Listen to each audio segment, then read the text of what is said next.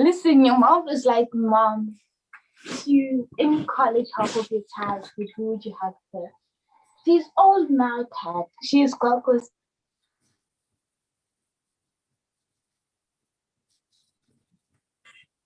Good afternoon, everybody. I hope you are all well. We'd like to welcome you to our health show. This is TTI, and TTI stands for what, Shirley? Hello, good afternoon, everyone. It stands for True Temperance International. Okay, and I'd just like to welcome you again. We've got an exciting program which you can listen to and also take part in as we're going along by asking questions or giving observations. And I would just like to welcome you from wherever you are joining us from. Our speaker today is Mammon Wilson, coming from America. I believe it's Tennessee. Not 100% sure about that, but it's definitely in America. And he has been a medical missionary for over 50 years. That's a long time. So he's got a wealth of information which we can learn from and benefit from. And that's why we thought we would have him today. So I can see the numbers are growing steadily. So welcome. Shirley, I don't know have you got the disclaimer ready, or do I need to do that? You do that, please, Edgar. Okay. All right. No worries. So we have a number of different groups that we're running, which you are all welcome to join, where we share information and pass on good information about health. So Shirley, would you like to just introduce the family? We're all family, right? Of course we are. Different groups that we do and things that they can join into. Okay, so on the Saturday, we have our health show at 3:00 UK time, which is now. On a Tuesday, we have our spiritual health group, Tuesdays at 7. And then on a Thursday, we have our essential oil class. So those are the three that's going on at the moment in the week. And the essential oil class is at 7:00 on a Thursday. And anyone is welcome to join either one of them, all of them, and anytime you wish to join us, you can join us. Great stuff. What else is there? We still are running WhatsApp, although I believe that we're not advertising on WhatsApp. Is that correct? No, we still still advertising. We still advertise for those who are on there. However, we are on Telegram now because we can accommodate for a larger platform. Because WhatsApp, it was becoming, we had a lot of groups, and now we're on Telegram as well. Okay, cool. Just give me a moment. I'm just trying to find the disclaimer. I should have got this ready. Not very good of me, but I'm just loading this up. So just give me a moment. No, that's fine. That's I'm just answering Jen's question. Sure. Yes, we can. We are going. One of the team will put the links for our Telegram groups in the chat, and also those who are not on Telegram, we can still add you to the WhatsApp. However, it's just for admin, so we're just going to show the information,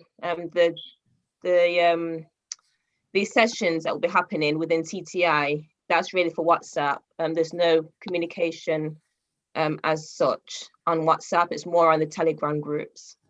All right.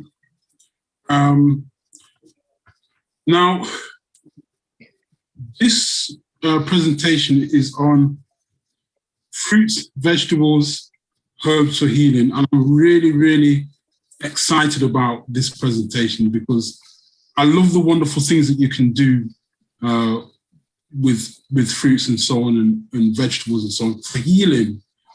And I believe God has given us these things so that we can use them. There's a Bible verse that I can't quite remember, but it says something about something for the healing. the, the leaves of the trees are there for the healing, I believe. I believe so. So that's why I'm really excited about this particular program. So we're not going to have a lot of excess talking, so we're going to just jump into the program. But before we do, no, I didn't. We're going to have the disclaimer. So Shirley, could you read the disclaimer for me? Yes, I will do. For those who are just joining us, could you please mute your mics once you've joined? Thank you.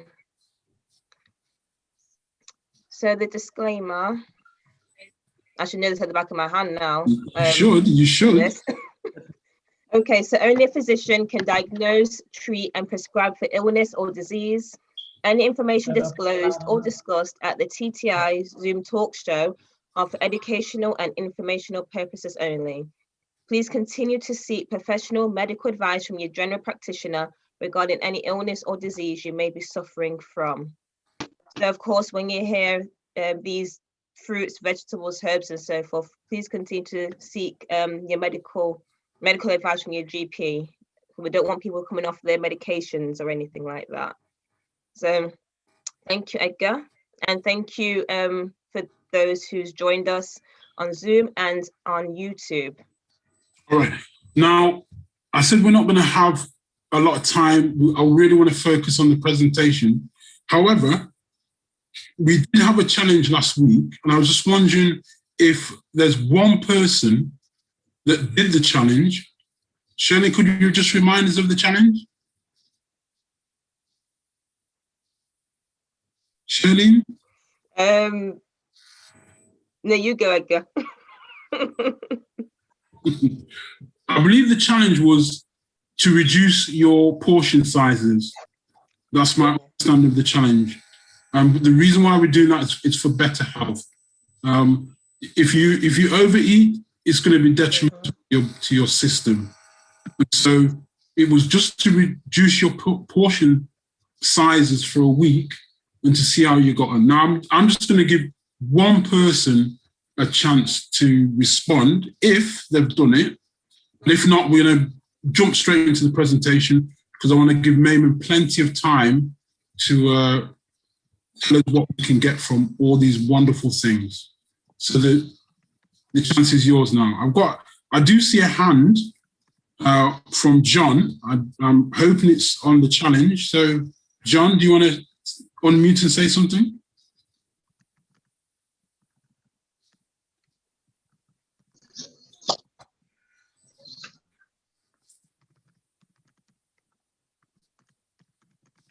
Okay, maybe his hand is just up, and it's just up. But is there anybody else who would like to say something that they did the challenge and how they got on?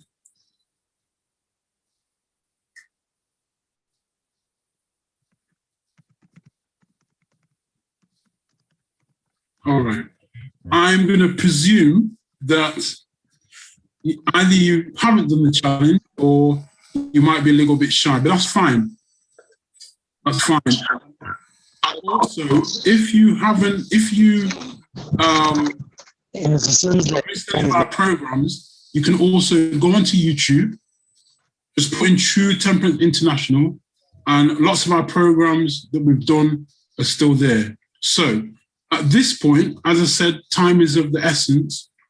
I'm going to ask Mayman Wilson if he's ready. If you would like to come forward and give us your presentation, which we're really looking forward to seeing. Yes, I'm ready by the grace of God. Praise the Lord. And I would like to say happy Sabbath to everyone. And it is a great blessing and a great honor to be in fellowship with God's people around the world. We're going to be talking about a subject dealing with medicine in the kitchen. And Sister Tanya Jackson is going to help me. She commentate a little bit as we talk about this subject. We're going to have a word of prayer and then we can go ahead and get started. Dear precious Father, which art in heaven, dear Lord, thank you so much, Lord, for your grace. Thank you, Father, for blessing us to be able to assemble ourselves here. And Lord, to learn your method of dealing with sickness and recovery and restoration. Bless us according to your great mercy. In Christ's name, amen. Amen. Once again, Sister Tanya, we're going to be just looking at medicine from the kitchen. Excuse me, Brother Mayman, your camera's not on. Oh, my camera's not on. No, Okay. it is on. Is on the other needs to be spotlighted. Shirley, could you spotlight his camera? Yes. If let me just find. I'm just trying to find them. Oh. Let me see.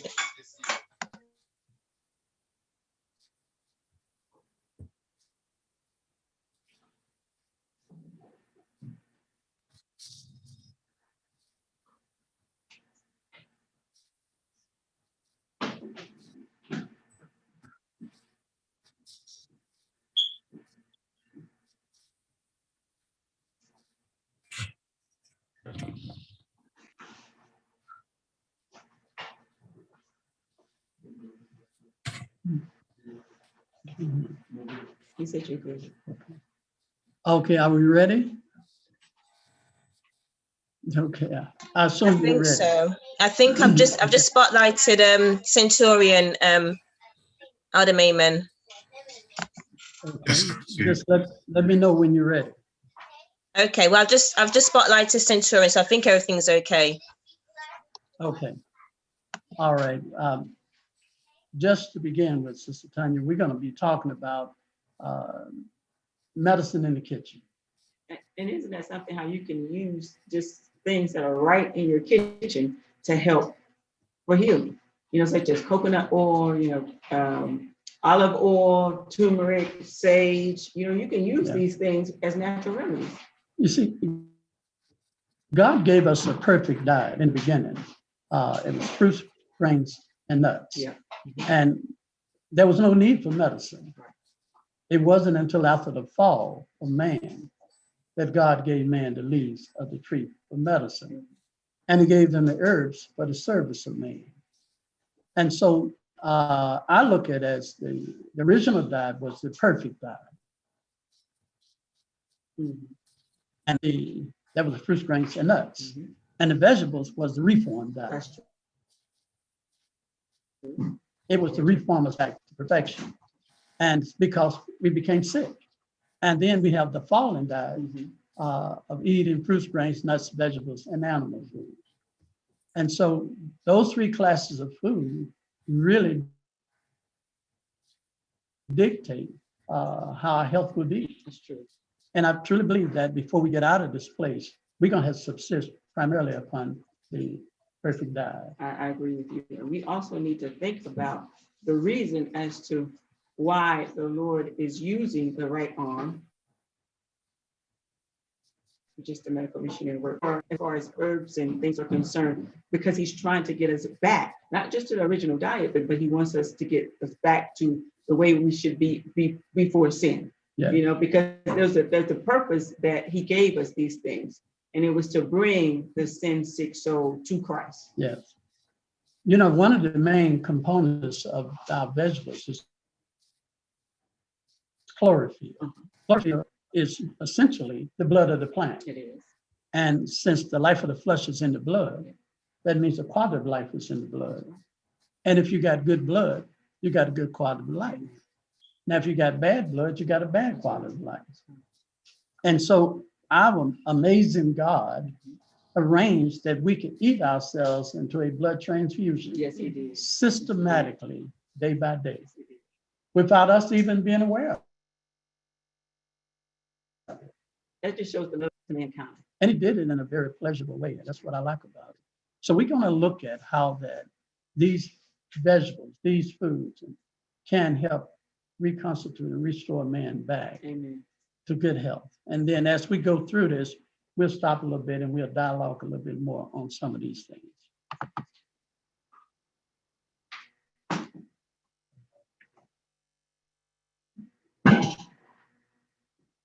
Dear Father, which art in heaven, dear Lord, thank you so much, Lord, for your wonderful grace.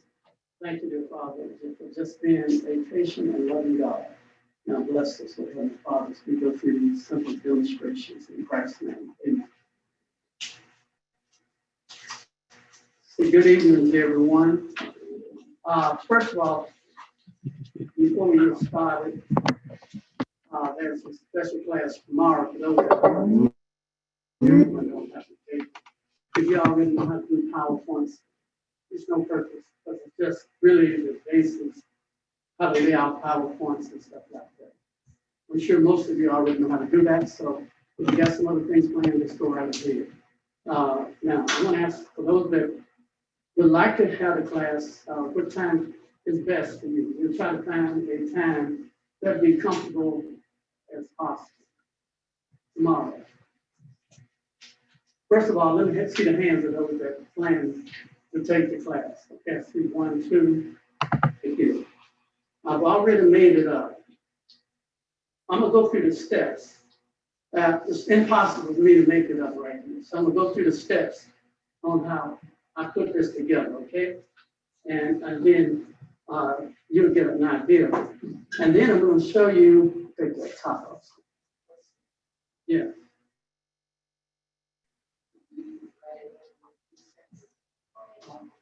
I mean, my herbal chemo formulas, there's a lot of them in the book. They're all different. So what we're going to show them how to do is to make herbal chemo. Okay. Now, herbal chemo is a mixture of herbs that have chemo properties to them.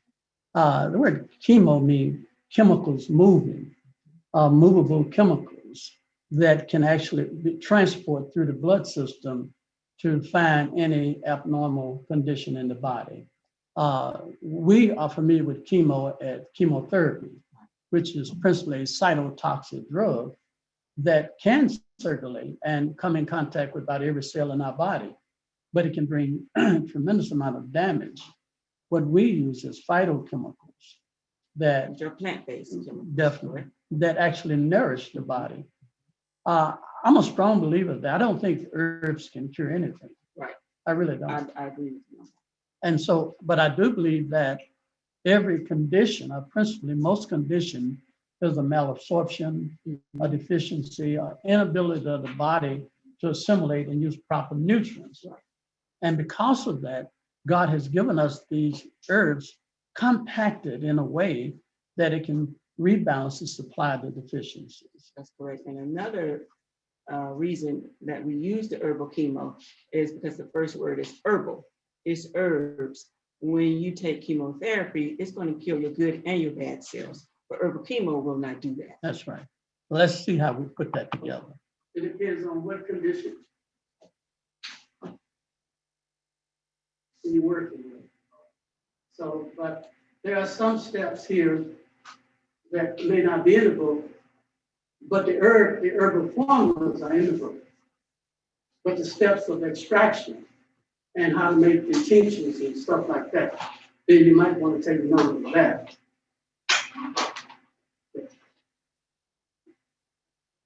Okay, what we're going to do, first of all, the general herbs that I use, one of the major herbs is the Pacific yew tree.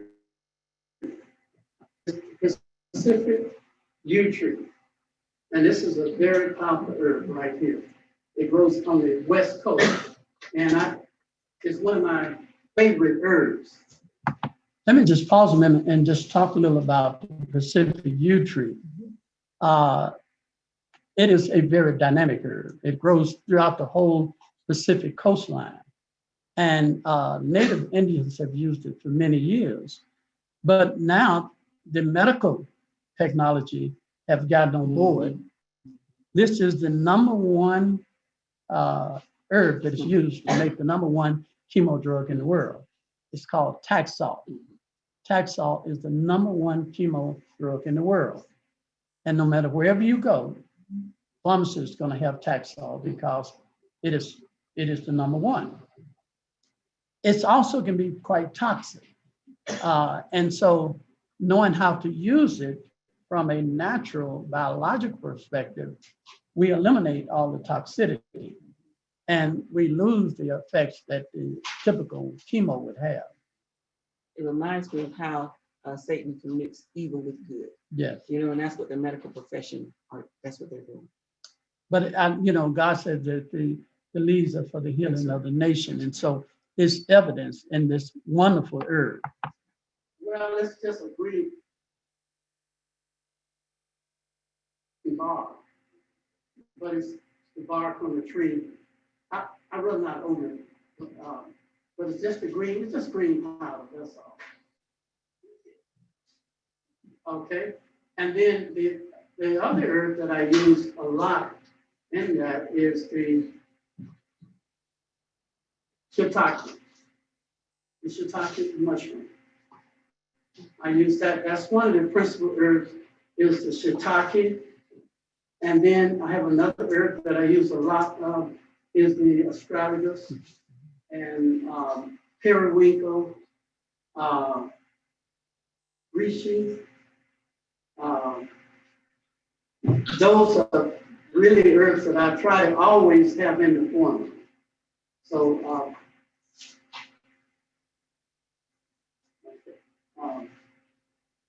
and anyway, what I do first of all, I only if you look in my book, you will see the general formulas for different types of problems, not just cancer, but general problems with the immune system or just with disease. We use herbal chemo for all, just about every problem.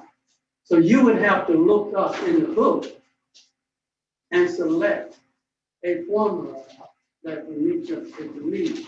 Are you following? It has the ratio, proportions, and all that. Now, what I'm going to do first of all, after I make it up, and then I'll go through how we extract it. And this has already been made up right here.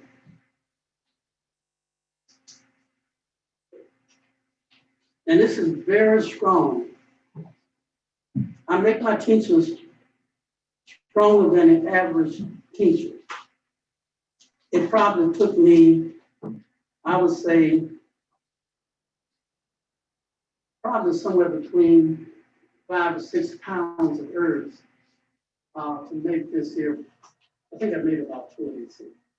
So I don't use teaspoons and tablespoons and 1 or 2 ounces when I make my herbs. I normally make somewhere between half an ounce to a pound of herb. And it's depending on what herb I'm using. And you have to become familiar with your herbs so that so you'll know. That's what I didn't want to do. You have to become familiar with your herbs, so you'll know which herb to use. You know, the strong herbs to use, you would use less, and the weaker herbs you may use a little more of them. Now, the reason I have to extract these herbs a certain way because herbs will ferment and go bad. So I'm gonna let my son go ahead and seal this. And because if you ever want to make your own product, like any commercial product on the market,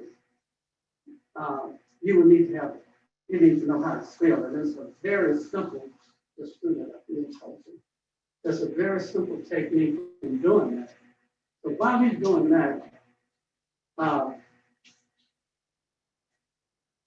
tell him what that is right there. That's the sealer right there. That's a little plastic sealer that he's putting over the top. You can buy those. Yeah, when you buy your bottles, just ask for the little plastic sealer.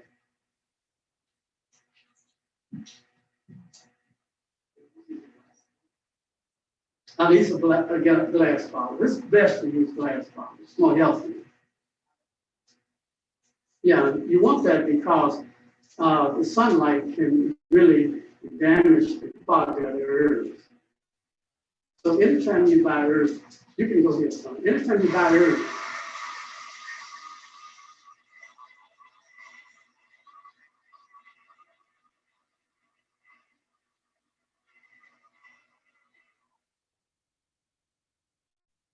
that it? Okay, that's too fast now. But anyway, that seals it with a little plastic seal around it. And that gives the person a little comfort knowing that no one has tampered with it. And then we design our own labels. So this one is called the herbal chemo. Okay, yes. She designed a label for us. And so, the presentation needs to look good. It helps when people see the presentation, see that it look good. And so this is a product that you can do mail order. Even some health food stores will take it, but definitely you can do mail order. You get on the internet, you have your website with your products, and have a little few testimonies about it, and tell you something about the herbs on it, and people will look at that or mail order. That's the way we do a lot of it, and we move a lot of it, because it's a big demand. I'm backed up right now trying to meet orders for people that have actually ordered these products. So the herbal chemo will come in a big bottle like this. That's the we used to give 2 bottles this size. So we decided that, let's go with 1 bottle and do it like that. Okay? Pardon? I think this is 32 ounces.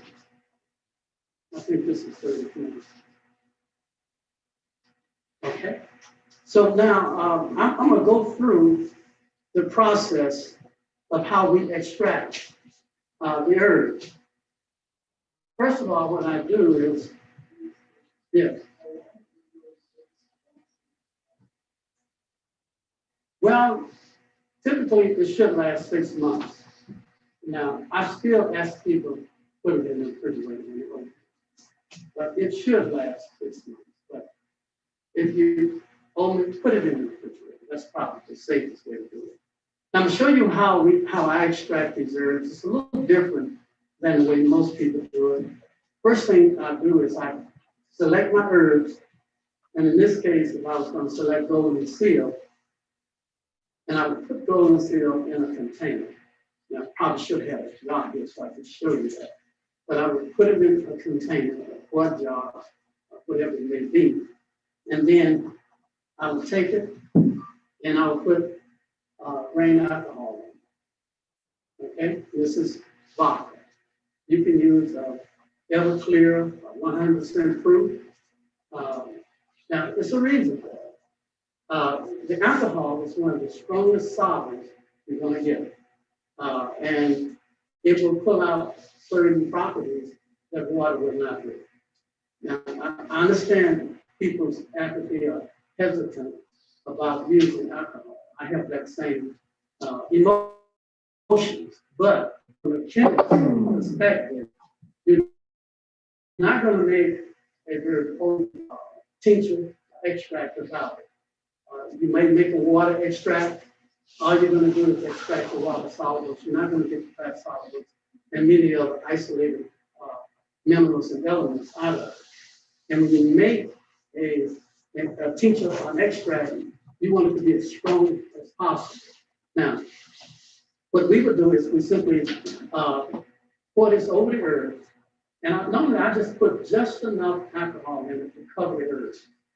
Just enough to cover the herbs. Now, don't ask me the proportions because I'm going to stop right there, Tanya, and let's talk about this alcohol. Okay. We know there are many other ways we can do extraction.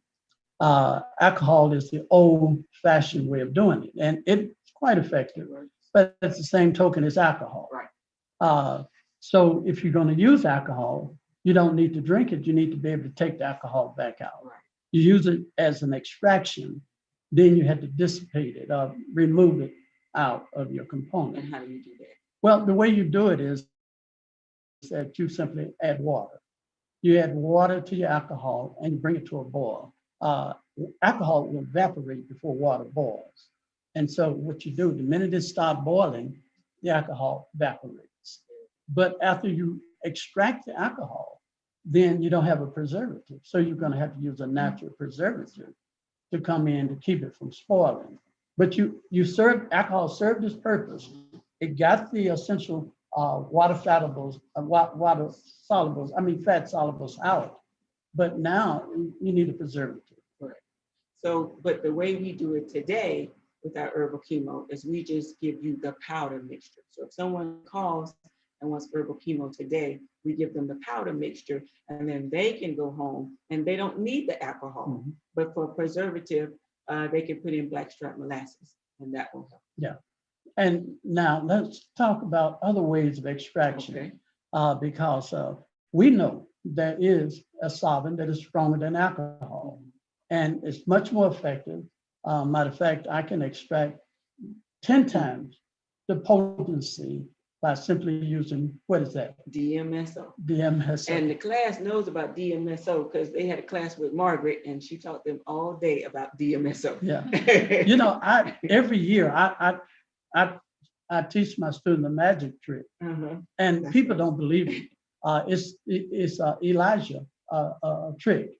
I don't say a trick, but Right. it's about that crude of oil. Uh-huh. You know, as long as pots was brought to him, you could keep filling them up with the oil. We can do the same thing with these extracts and tinctures. Exactly the same thing. And I show them that and they can't believe it. You can give me 1 ounce of peppermint, lavender, oregano, I don't care what it is. And I can turn that 1 ounce into 1 quart in less than 5 minutes. Ain't that That something? tells you how powerful DMSO is. And then that 1 quart, in most cases, stronger than that 1 ounce That's I true. began with. That's true. And people can't believe it. Yeah. So I may invest and purchase 1 ounce of peppermint. I can make 1 quart out of it, but I'm not finished there. I could take the 1 quart and I can make 5 gallons of peppermint. I could take 5 gallons, I can make a big drum of peppermint.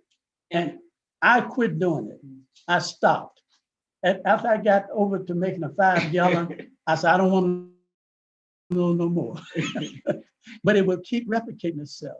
And it's amazing how it can do that. It is, but it's also a way for people that are trying to get into the medical missionary work or who are in it to use as industry. It is. It's something that they can use to sell, to help themselves. Because I always tell people, I said, you know, give me $100 and I can put you in essential oil That's right. tincture business. But anyway, for our class here, they'll experience that because we're going to teach you how to make your essential oils, your tinctures and all of that with a very low cost and very little investment. So don't worry about this alcohol. I do use alcohol, but I take the alcohol back out of my extraction. Different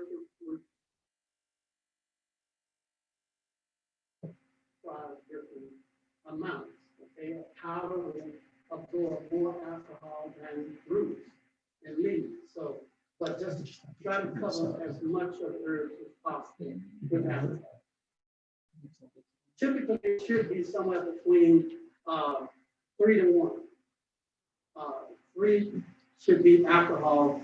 I mean, sorry, 1 should be alcohol, and then 3 should consist of your water that you're going to add to it. Okay. Now, once you have covered your herbs with your alcohol, I like to set for a few days to pull out as much. The longer set, the better, strong it's going to be. Then what I would simply do then is, in a case like this, I would take my herbs now and get my herbs together, and I will steep them in some water. And then after I steep them in water, I make a tea out of it. I make a tea out of my herbs in water. Then I will add that, mix that to my alcohol mixture. And so, what I do, I take the alcohol that's with the herbs, and then I add the water into it and steep the alcohol and the water together in the herbs. And then after the herbs start boiling, the alcohol evaporates. Alcohol evaporates right at boiling point. Water do not. So it will evaporate before water evaporates. So I try to reduce my volume down to at least, if I got 6 ounces of herbs, I probably want to reduce it down to maybe 5, even 4 ounces. Yes. Well, it's at boiling point. Yeah, it's gone. It's at the minute, you don't have to overboil it. Once it hit boiling point, alcohol is lighter than water. It starts evaporating. But I normally, after it's boiled, I normally let it steep in the. If I may cut the file, I let it steep for it to cool down with a lid on it, and it pulls all the alcohol out of it. And most of it, won't get all of it, but most of it will take right out of it. Okay, so now I've extracted all the elements my water would not do. Now what I want to do is to come back. I let it sit till it cool down somewhere. After I cut it off the fire, just let it set. Most of the time I let it set overnight. And that way I know I've really extracted a lot of the potency out of the herbs. Then, because, yes, Robert. Is there a timeline? Let's say if you left it too long, how do you do that? The longer you leave it, the better it is. So if I wanted to leave it for a week, A month, 2 months, it's going to be strong. Oh no, alcohol won't spoil. That's the reason why you use it. It will not spoil with alcohol.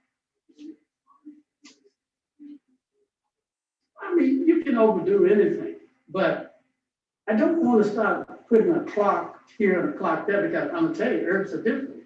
One herb may require longer, one may be shorter, but basically, you know, you let it set a few weeks, should be as long as you want them to set. I mean, I don't see the purpose going over 3 weeks, but some people do. You know, they let it set long enough, but after 3 weeks, so it's really pulling out most of the strength out of the herbs. So, but don't worry about that. Normally I let mine stay about 3 days, and I got enough strength out of it during that time.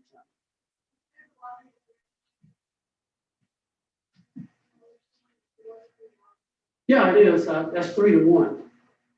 3 to 1. Mm-hmm. Yeah. So the water is 3 to 1. There's 1 alcohol, 3. I mean, it's 3 water, 1 alcohol.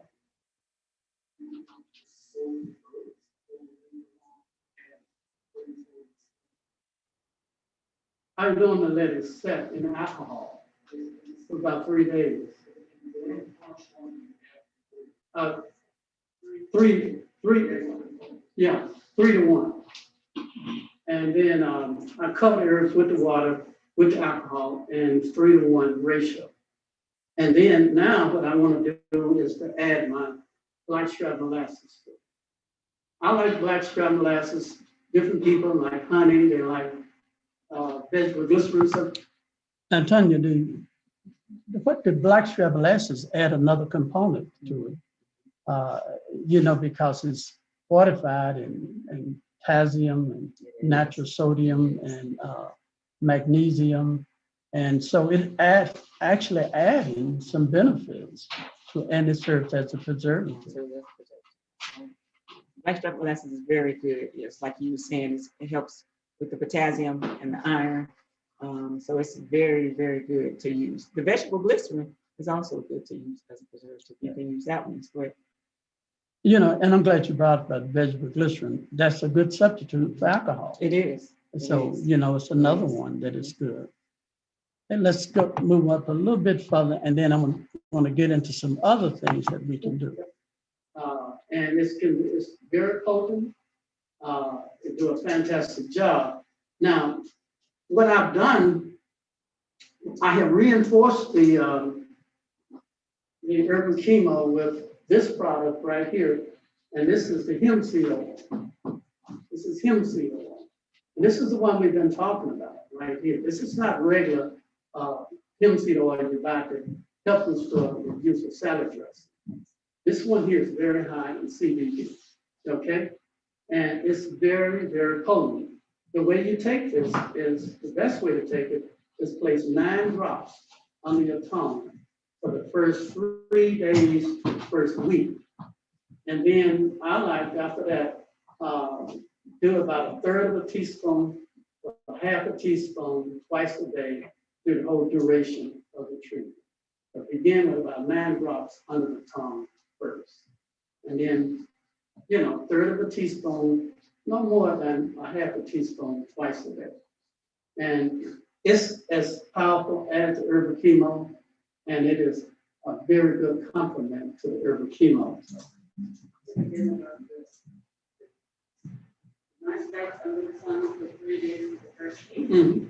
And a third to a half a teaspoon twice a day to the duration of it. Well, no, the duration of the treatment. I don't know what's the duration of the treatment. It could be months, it could be years. I really don't know. So we're talking about cannabidiol, hemp seed oil, which is really catching on fast. I mean, everybody was totally against marijuana, but now all of a sudden marijuana becomes fashionable. Right. Okay. But cannabidiol is different. It's really different because it has two components. It has the THC and it has the cannabidiol in it. So it has a good and bad. And so you got to separate the bad. That THC is really the bad. It is. That's the narcotic. And so what they did is they grew this plant and they crossbreeded it, and they actually grew out the narcotic of it and grew in the stronger part of the cannabidiol, the healthy part of it. And it's really, it's very good for seizures. It's very good for your immune system. And I use it For cancers. very good. For people And with cancer, it's pain. very good for pain. Yes, That's right. yeah, it really is. It's a very good herb. And if you ever had comfrey, mullein, you got first cousin to marijuana. So, and tobacco. So I know a lot of people don't recognize that mullein is first cousin to tobacco, and comfrey is first cousin to tobacco.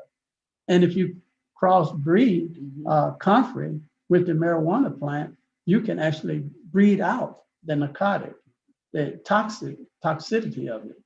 And so they figured out how to do that. And it's a good thing because it works really good.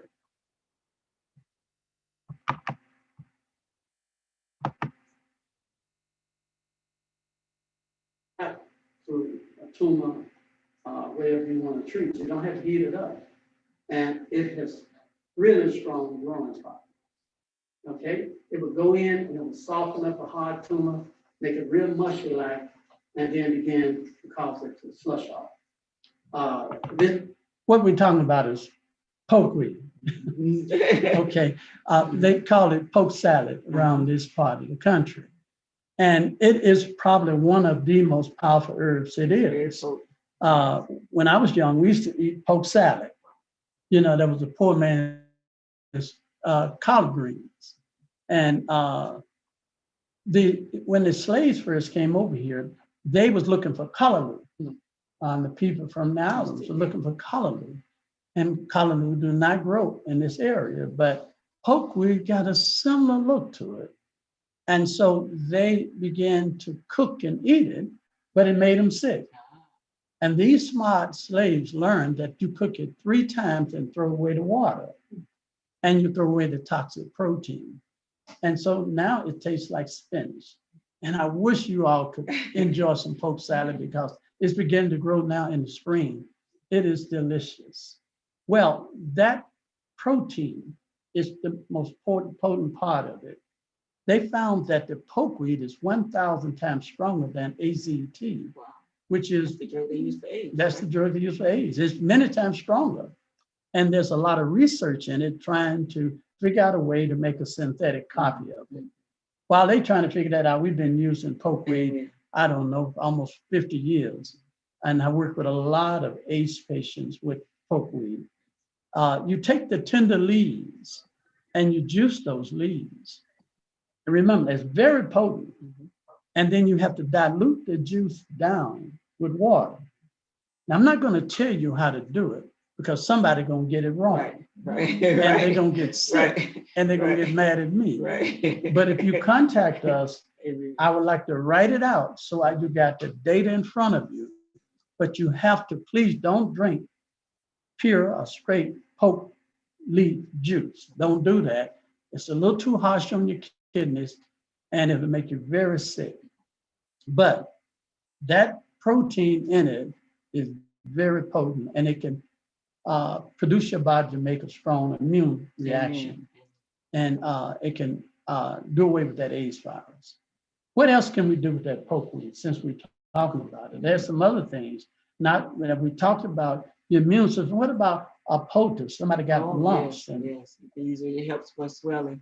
Helps to bring down, helps to pull out, and bring down the swelling of any types of lumps, anything like that you have. Breast cancer, any type of, you could make a poultice. So it's very, very powerful. I really like it because it's so high in iodine, and it's very good for people with thyroid problems.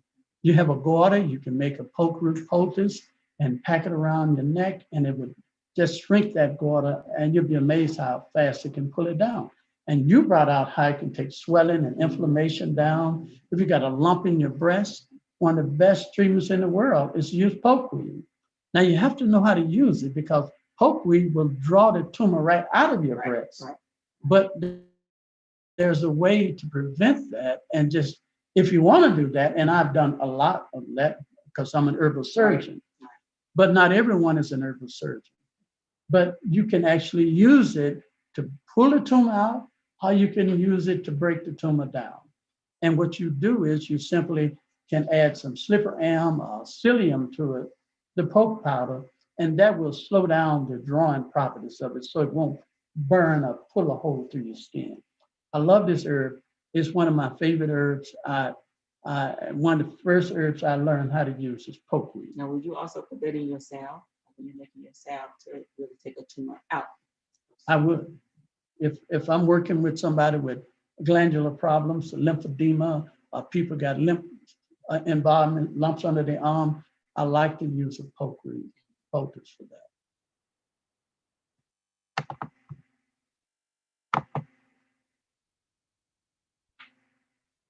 Let's see. You get diarrhea, cramps, and it could even, be worse. The berries, they produce little purple berries. The Indians, they use that for dyeing clothes. Also, you can eat 5 of those berries, and it's good for arthritis. Okay, it's very good for arthritis and inflammation in the body. So, but I love this herb. I trust it. I have full confidence in it. I'm not afraid of it. A lot of people are afraid of it. I'm not. I've used that herb for over 40 years. That's one herb Brother Boatwright, one of the first herbs Brother Boatwright taught me when I first got into this work. Yes.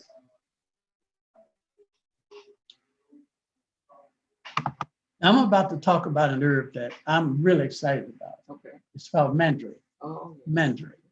And, I have someone in the audience that I'm going to ask her to come up because I know she is gifted in herbs. I want you to come up here and sit beside me. I'm so glad she came in because I know her experience in working with teas and herbs. So you come right up here and sit right here by me. I'm privileged to have you a part of our audience. Okay. And now, I won't ask you about pokeweed, but I can ask you about other herbs you can tell us about. But mandrake is one that I have a lot of experience with. I do. This herb is very potent. It's for any type of liver problem. You can't beat it. If you got any type of mucus built up in your body, it would draw that mucus out of your system. It's one of the most powerful laxative herbs it is. You only need a small amount, but it will purge you like nothing else. Tell us your experience with some herbs. Oh, wow. Good morning. It's a privilege. Okay, tell us your name. Here. Okay. My name is Nida Graham, and I'm a medical missionary. Advancing, it's just a blessing to be here to increase knowledge and be useful in this time for the Lord. And so I'm privileged to be here. I started out, I'm a nurse by profession also, so I always put that in anything I do to bring balance and also glory to God, because many times people look down on medical missionary, and when you can advance and speak above their level and it makes sense, it just brings, to me, that's one of the things I do just to bring glory to the creator, because he's the first and the best scientist. So I always try to do that, where I lift up Christ as a scientist in the things I do. So what are some of the herbs that you put together there? I mean, some of the blends? mixtures. Yeah, blends. Yes. Okay, so the Lord has blessed me where I've made over 100 blends. My niche is I like to use different herbs from different regions of the world. So any blend I make, I'll have something from Africa, for sure. I'll have something from Peru. I'll have something from the Caribbean. So I always try to use at least 3 different herbs from different regions. And I also try not to use the herbs that everybody else uses. So it's very unique.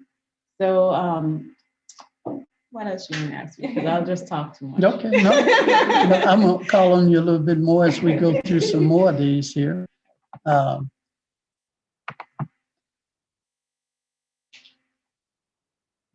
It tastes sweet and sour, kind of like the passion fruit. The sweet and sour taste. They do have a little seasoning. Mandarin. I don't know. I don't know what the name of it. But the fruit is not toxic. This herb here is very powerful. This herb here is in the same family of the passion flower.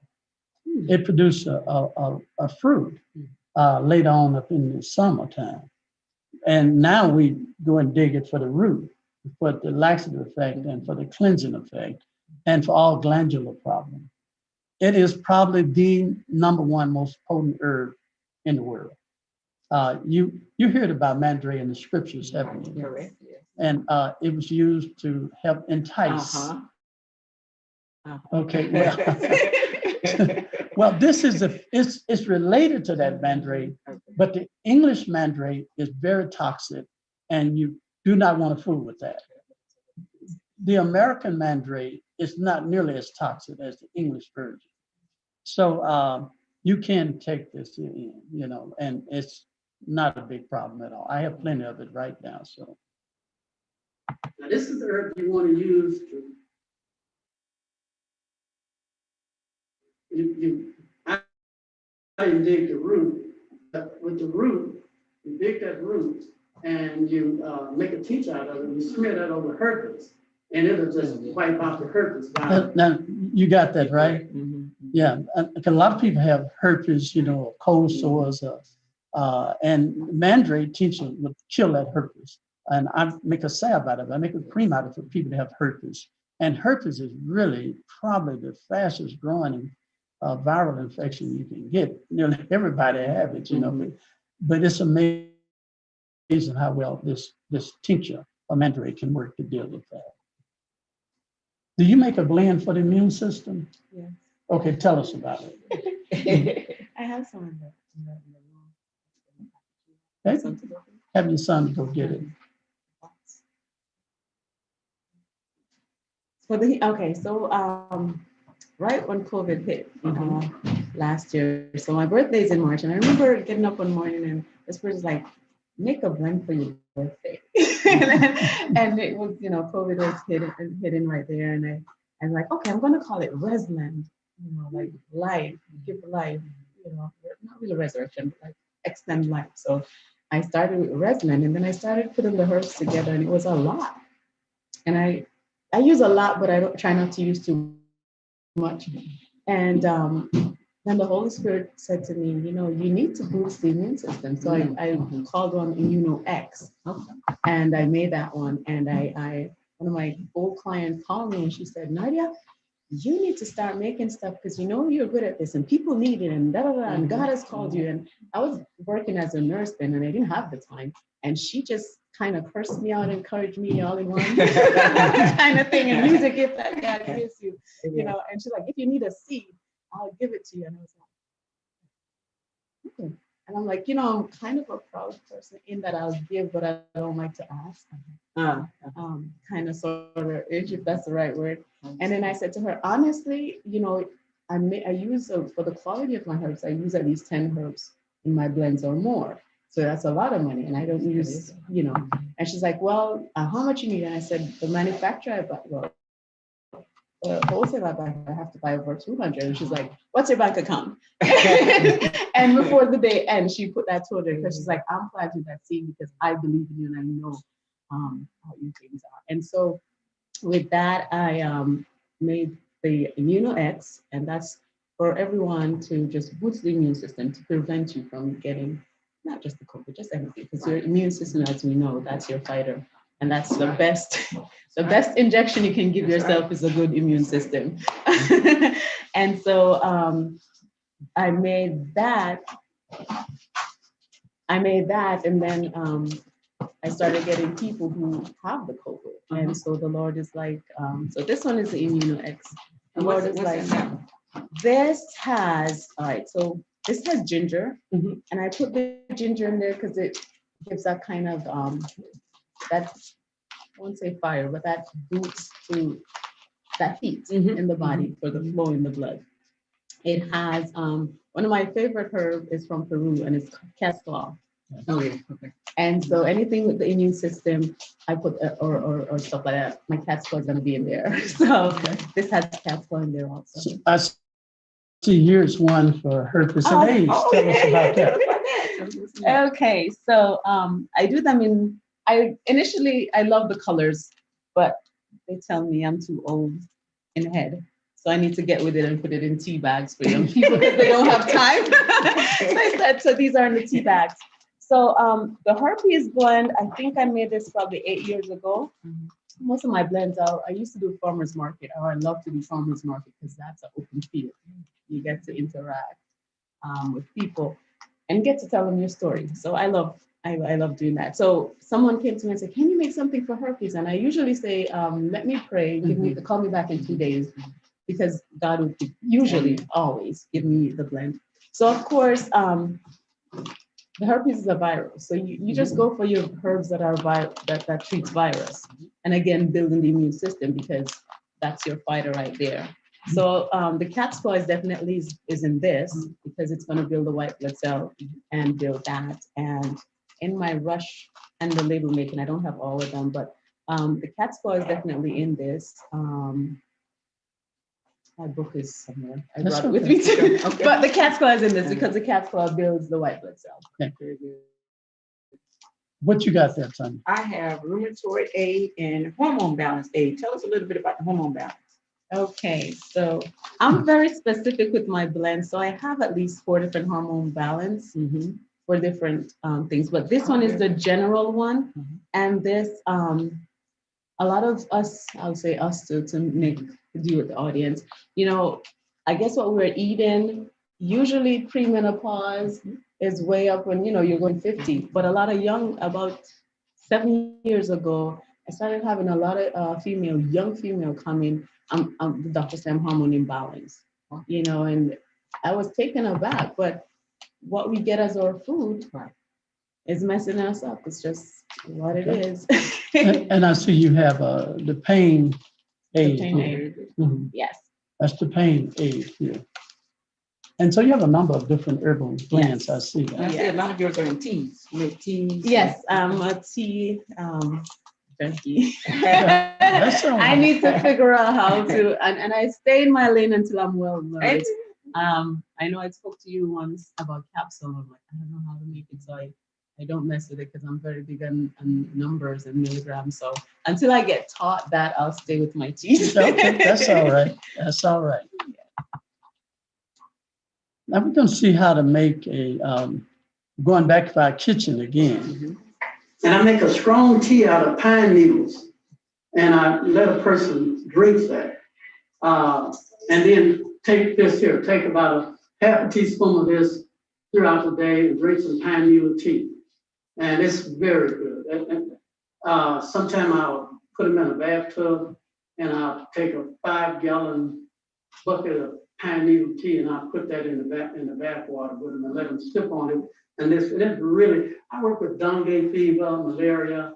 That's what, when I'm over there in the country, those are the 3 things I want to do. I want to give the pine needle tea, try to make up this here, and soak them in the tea. That's interesting that you would bring out pine needle tea, because that was at least 10 years ago. And there was not a COVID going on at that time. But that's one of the main ingredients that we use now for that formula, because it really does help with your respiratory system. And Spirit of Prophecy talks about that as well. Yes. She said there's healing properties in the pine and the fir and the cedar tree, and we shouldn't be in a haste to cut those trees down. Right. And God has blessed the pine to grow in almost every region of the world. And with the world in such a chaotic condition with COVID, if we only would go back and follow God's word. You know, I thought about piscinogenol. Piscinogenol come from the maritime pine tree. God had already given his people a clue that there was healing properties in the pine. Instead of us taking advantage of it, the unbelievers went and tapped the bark and the root and extract the properties of it and made thousands of dollars from it. And it's too bad we wouldn't take the advantage God has given us. I love that pine tree. And whenever time somebody have a sniffles or cold or respiratory problem, if they don't have nothing else, I tell them. I remember a case, the person had COVID so bad, and they called me late at night and everything was closed. And I said, you have any pine tree? There's one out there in the front yard. So go out there and pick the leaves, pick you a pound of the leaves, boil it for about 15 minutes, and put a little honey in it, and a little cayenne, and sip on it. And then by the morning, that person was much better. Amen. It was right there. God put it right there for us all the time. But many times we overlook the simple things God has given us. Right. Can I just say something about the cayenne? That heat, it just, I love cayenne in that sense. When I put them in my bed, because it just kind of push it in there. It's a catalyst. It's a catalyst. And I wish that I'd have brought Brother Scott up here, because he is so knowledgeable in herbs too. And he's good with the capsules. So you asking about capsules, you need to talk to him. But Scott, would you like to come up with us, please? Yeah, I mean, you really got some really experienced people here today. We're gonna take advantage of this. But cayenne is a catalyst. It is. You know, it's like if you got a brain problem, if you mix herbs with your cayenne pepper that feed the brain, the cayenne will take it to the brain. Yes, it will. If you have a heart problem or cardiovascular problem, you drink cayenne pepper, you mix it with hot herbs, you'll feel it warming up in your chest, the lungs, your rectum. It transports the nutrients where the weakness is. Okay, Brother Scott, what you want to tell us? Kind of put me on the hot seat this morning. No, it's good just to hear that she's doing some things here. So I'll jump in if I have. Okay, very good. Let them drink the tea. And what it is very high in quinine. One, over on the kitchen counter, I have a jar of herbs. You'll see it. Just bring that to me. It's already mixed up. And it's high in natural quinine. So it's very good for dealing with a fever.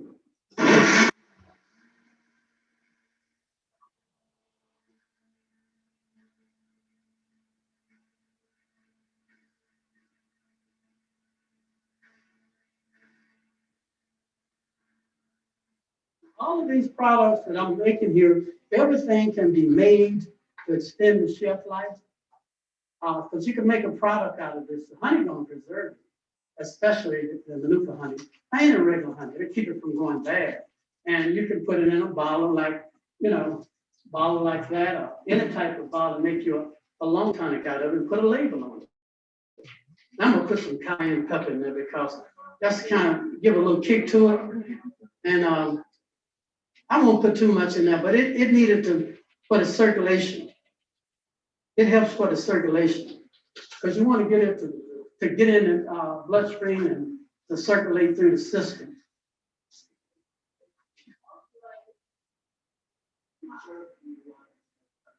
It's a jar of herbs over there. I'll ready make. Yeah.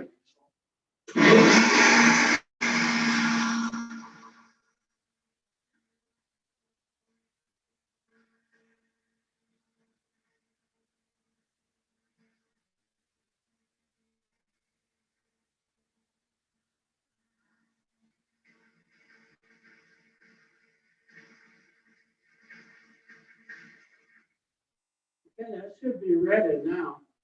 And this should be a potent, probably, if I can get someone to go over and just give me a couple of cups, that way I can still be doing something while I'm talking. Just, you don't have to get that minute, just maybe about 3 cups. Now, this is some tea I made last night because I had someone that was having a problem with some bladder problem, bladder infection, kidney infection. And this is peach leaf. So I made this like. So let's talk about peach leaf. All right. Okay, and I know you know about peach leaf, Scott, and maybe the rest of y'all can dialogue with it. What can we say about peach leaf? Other than it tastes good, the features do. Or the phytochemicals in them, it encourages urination, so it has some diuretic properties. And it also has some antibacterial properties, which is really interesting that it would have both of those at the same time. One of your favorites, actually. It is. You use it in several forms. I do. I really like it for young girls' menstrual cramps.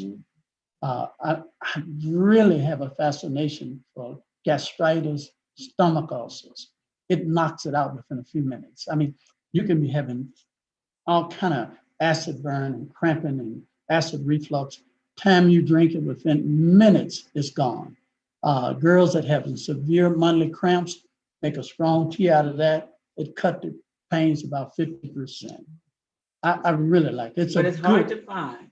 It is. It's a hard to find herb. So you have to, I would say, get it like in season. Yeah. Like when the peach leaves come out on the tree, and then take it and you can dehydrate them. And in the fall, you prune your peach tree and get the little twigs, and you grind those up, and it can make a really potent pain tonic, for any type We have of. used the twigs. Yeah, For some. I really love it.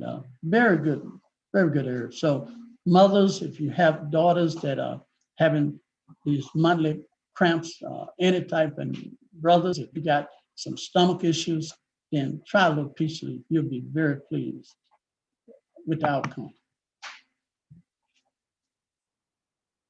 Can y'all tell me what y'all do for stomach problems?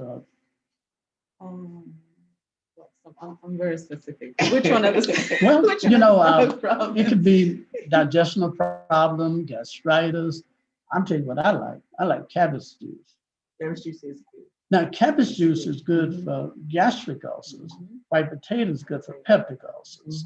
The gastric is your stomach. Yeah. Your peptic is your small intestines.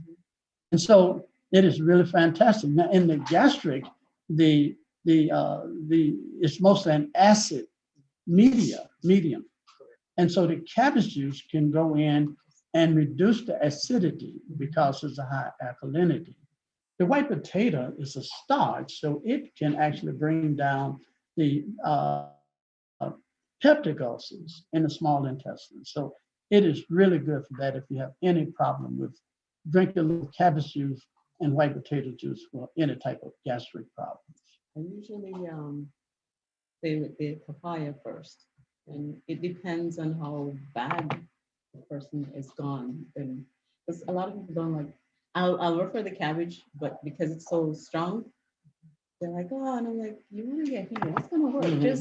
Sometimes I tell them, just put a little piece of apple in there because it's gonna work. But a lot of times I'll try with the papaya juice and see how that works. Aloe is good too. Well, I like the papaya. I've run across a lot of people with acid reflux, and I have something that I know works every time. I mean, especially when I was over in the UK, this girl had tremendous gastric pain. Everything she eat, boy, she'll flare up. And I told her to get some super papaya chewable enzyme. Chew 8 to 10 of them right behind each other, like candy. And before she can chew them up and swallow them, the gastric pains are gone. Now, for people in the islands that do not have the super papaya chewable enzyme, go out and get a semi-green papaya. The latex in it will do a better job than the papaya chewable enzyme. Just simply take that juice out of that semi-green papaya, and chew on it, cut a chunk of it and just chew on it, spit the pulp out. Works really good for that. Many other things are good for it. Aloe vera, we know, is good for that. A number of things can help reduce that acid.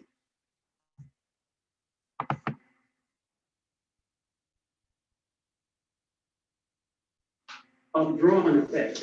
Remember the garlic? I'm gonna just back this up. I want to show. Really, it works really good. A cabbage poultice. Knee problems.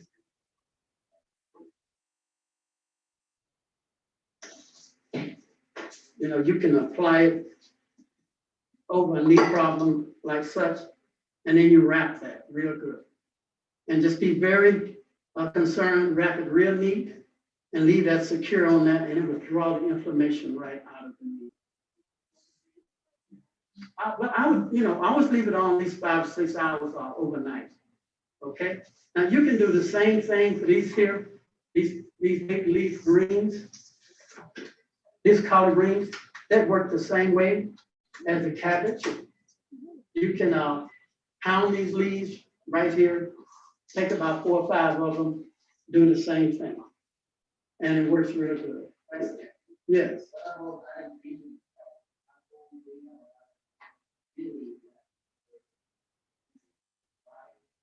Yeah, you can use any leaf that has chlorophyll in it. You can use callaloo. Callaloo works really good. So any leaf, that green leaf that has chlorophyll in it, it's going to work because it's the oxygen that's in the chlorophyll that's caused the drawing effect.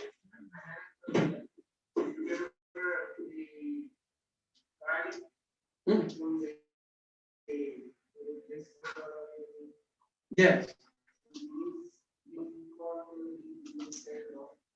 Well, they do a different thing. They don't work like the garlic poultice. The garlic poultice pulls out inflammation. And by blistering, the cabbage won't blister. It's not painful at all. So let's talk about, I know we don't have much time left, but let's talk about the garlic poultice, because I know some people are going to want to know about that, because let's say if you schedule for a knee replacement or hip replacement, and can we do something to help people to avoid having to go in and get a knee hip replacement? We can, it's like you were saying, the garlic, but they have to know how to use that, because if not, it will blister and they will hurt themselves worse than, it started. Yeah, the garlic is really good. It's got a powerful drawing effect. And if you take one whole garlic bulb and chop it up, put it in the blender, add just enough water to make a thick cream out of it, pack that on the top of your kneecap and wrap it, leave it on for 6 hours. It's gonna burn like crazy. It will make big blisters on your knee. And then you take a sterilized needle and prick those blisters, and you draw all of that inflammation out. That fluid will come out. When that fluid come out, it's gonna take the inflammation out. Mm-hmm. And in less than 6 hours, you can walk pain-free. The big drawback with it is you cannot give a diabetic this treatment. You can't blister a diabetic. So please just remember, this is not for a diabetic. Other treatments you can use for that, but it is a good treatment. It's very painful, but it's almost like a woman. There's pain for, during the birth, but after the child comes, the pain is gone. But you can have the pain all the time. You don't do nothing. So yes, it is painful. It is, but it's only for a short period. Another thing we could do with garlic is the garlic oil. And I don't know if you guys know me long enough, but right here, there was something growing there. I wouldn't say it's a scar, but you see a black mark there. My mom had it, but mine just started growing. And the garlic oil, the aged one, not the fresh beet one, because I applied it for a couple weeks. One day I'll show you the pictures, and it literally dried it up and broke it off. Wow. And this has been years, and it's totally gone. Yeah. So it's very I can believe that, because we make a garlic ointment for any type of fungal infection, a staph infection.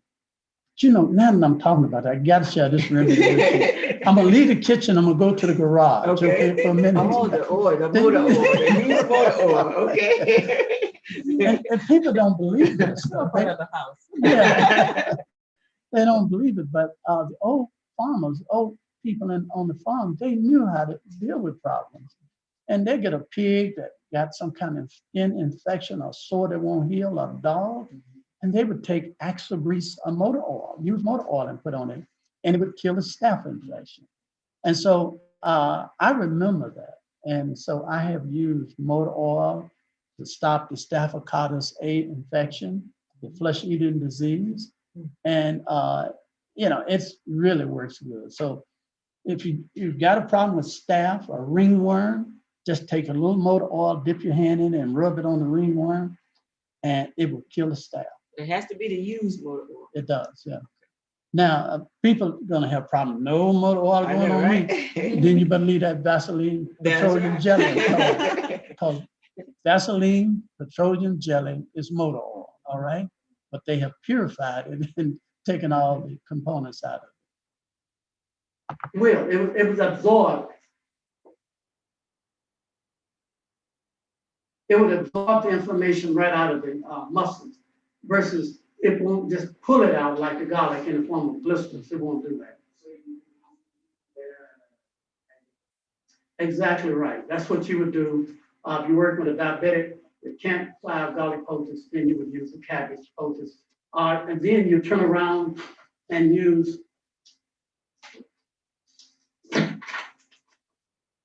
after you apply the garlic poultice, then you turn around and you give them an aloe vera plant. And I'm not going to cut it, because if I cut it, then you'd have to use it. But I use a slice it like slicing a fish. And I slice it, and then I pull it open, and I scrape out the gel out of it. And then I take that gel and I mix it in some apple juice and drink that. That is really good for, especially you work with somebody with an immune problem, AIDS patient, anybody with a low immune system. Aloe vera is especially good to boost their immune system. Cancer patients, very good for cancer patients. If they got a burn, you can simply just slice it, scrape it over, scrape the gel out, and just lay it right over the area. I'll put the gel, maybe a 2-gallon jug, and I want 1.5 gallons. And I'm gonna cover another area in here. I think we got about 10 minutes, but I want to cover another area because I know there's gonna be a number of questions that need to be asked. And I'm gonna try to leave some time for that.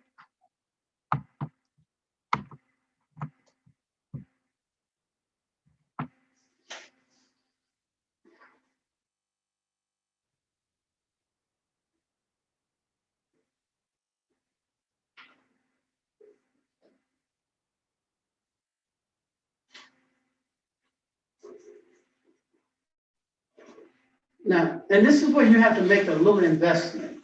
And I did. I made my own investment because I use these as teaching aids. I go into churches and I put on a health talk, and I try to do a lot of visual because the children really get caught in it and people really get involved and they can see what's taking place. And so this is what they call cosmetic active's blood. Okay, this is why they make it bleed. And I have a solution where I can make it thick and dark or red. And I have all that in my kit. I have a makeup kit where I can do whatever I want to do. Okay, so a case like this wound right here, and I work with a lot of these wounds, breast wounds like this, and even one here, I would take this sugar and I would dump this sugar on this wound. Now, if I think it's a gangrene wound, then what I would do is maybe add an ounce of iodine to a pound of sugar. Okay, so we're talking about a diabetic sore. I know a lot of homes right now are experiencing diabetic wounds that won't heal. And we're talking about sugar, the very thing that probably caused them to be a diabetic. That's something ironic, yeah. Yeah. That's true. But that sugar, we can make a poultice, out of that. You can put some sugar, like you said, mix it with that iodine, and it'll help to eat away at that dead flesh. Yeah. You can take that off. And these are just simple things right in your kitchen that you can use. I use iodine if there's possibly, an infection. I mix it with the sugar, and the sugar oxidizes. And when it melts, then you pour more sugar on it. And you just, you may do it 3 or 4 times a day. Eventually, sugar will stop dissolving. When the sugar stopped dissolving, it would totally debride and cleanse that whole wound.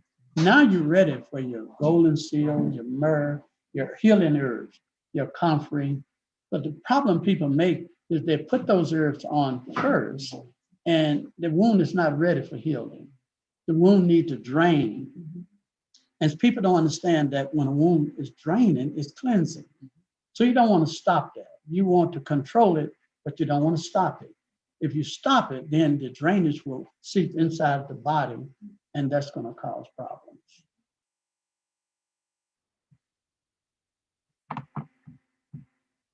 We just about finished your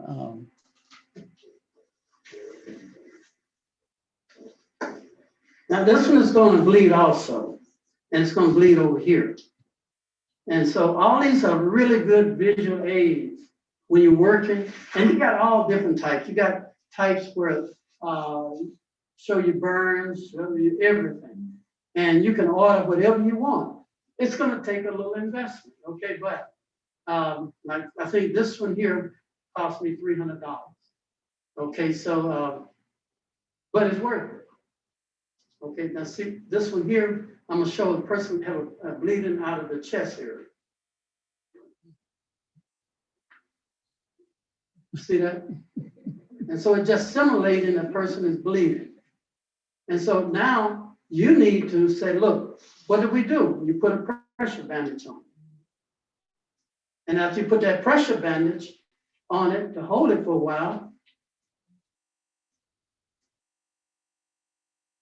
then you come with your cayenne and with the pressure bandage. Can you imagine how many people could be helped if they simply know this simple treatment?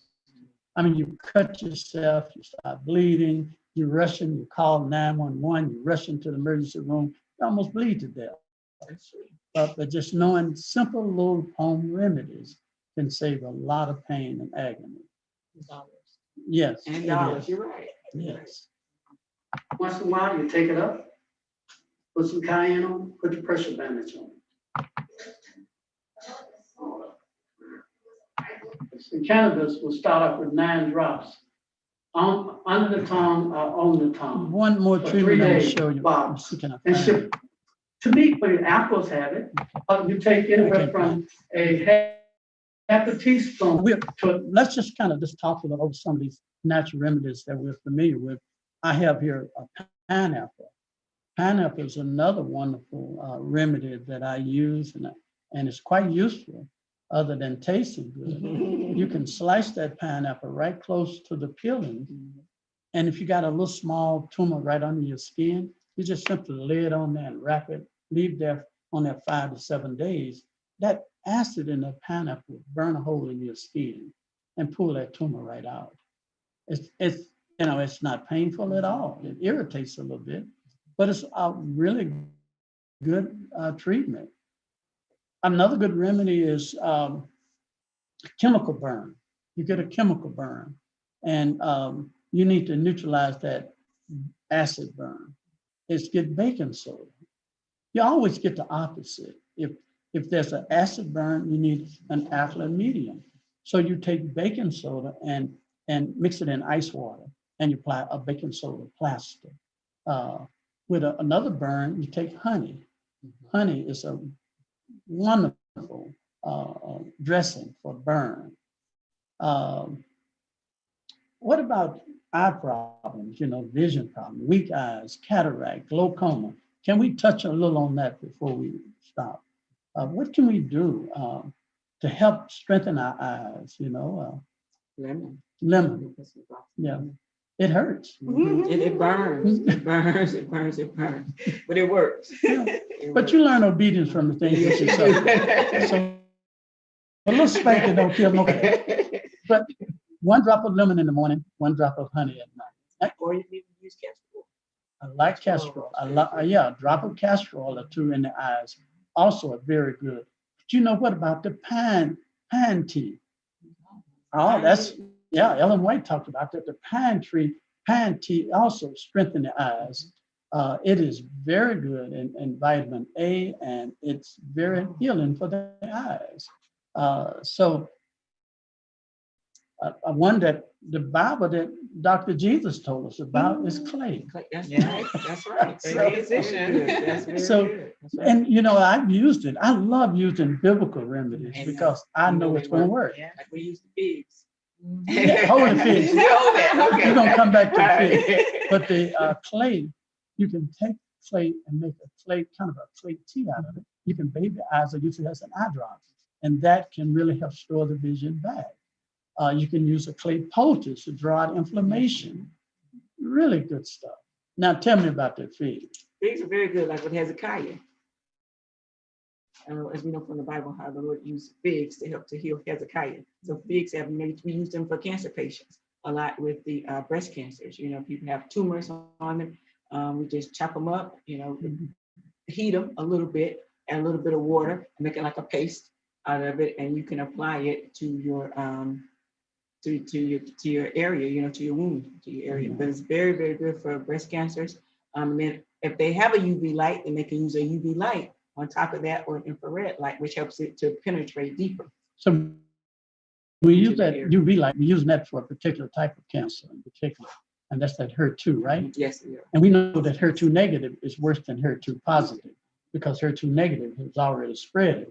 But using the fig with the UV light, and if you don't have the UV light, you can use another light. Use the infrared light. Use the infrared light. That's so true. So anyway, I've really enjoyed it.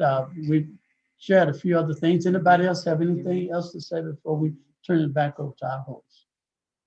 Well, Scott, I know you're into a lot of product development. Yeah, I was just sitting here just listening and thinking about the anti-inflammatory formula, for example, that we put together. It's really effective. Take orally. Helps with autoimmune diseases and inflammation in the body. You started mixing that because you asked me to mix the pain formula that we have with the anti-inflammatory formula. Now, the anti-inflammatory would be perfect in the age of COVID and things like that. I use it for that. People that have getting over it, because inflammation is the culprit. When a person gets over COVID, they've still got inflammation in the system. Those cytokines, So using that, it's really effective. That's good because it's so many other adverse reactions from this virus. And it doesn't go away very quickly. It takes months for a person to really get it out of the system. That's right. And the anti-inflammatory keeps the immune system from overreacting again and causing more problems. So it just kind of lets the natural immune system of the body deal with it, but keep the immune system from overreacting. Yeah. I love it. So we're going to turn it back over to the host. I could have done this all day long, but we're going to have to bring it to an end, and we turn it back over to our host. Once again, thank y'all so much for making my day a lot easier. You're welcome.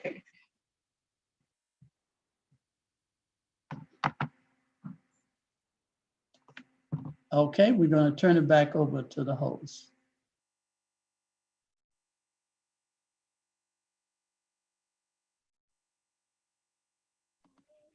Okay, you're on mute. Thank you very much, Elder Mayman. Yes, thank you for what you've done. So many comments.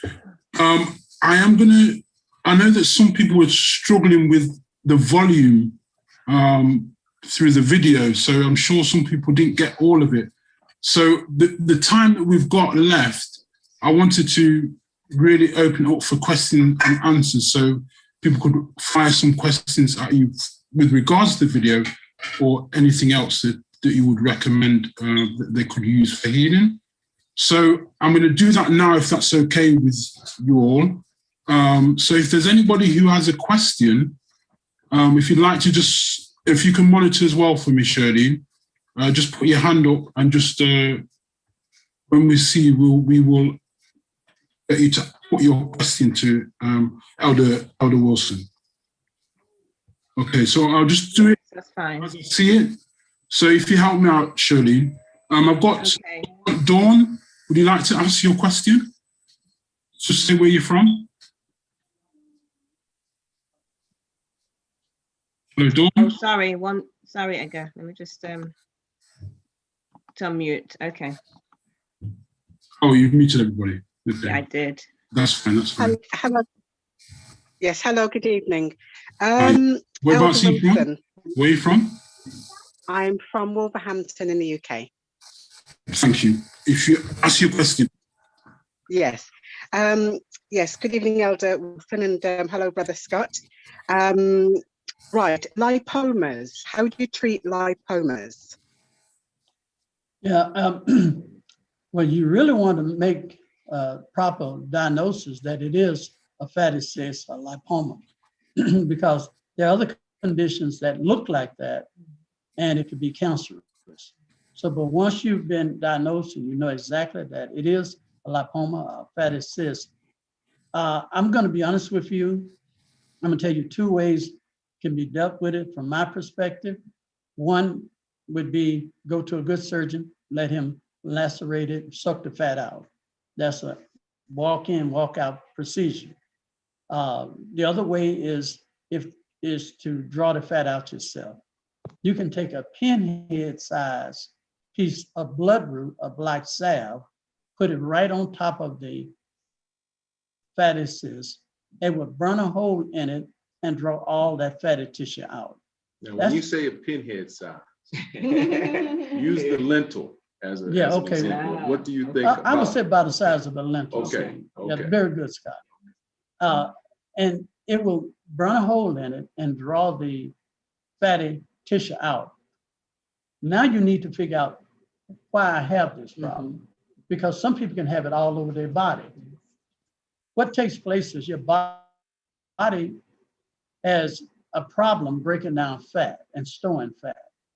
And its problem is your liver. The liver is a problem why you have this adipose fat or fatty cyst. You need to go on a liver detox. What can we do to get somebody's liver going, Tanya? We can do the lemon juice and olive oil. We can do that. That's good to help to flush the liver. And you can do it for anywhere from 3 to 5 days. If you do it for 3 days, you start out first with the juice of 5 lemons, which equates to about 8 ounces of lemon juice, and then 1 ounce of olive oil. And then you can increase that the next day to the juice of 10 lemons with the same 1 ounce of olive oil. The next day, the juice of 15 with the same ounce of olive oil.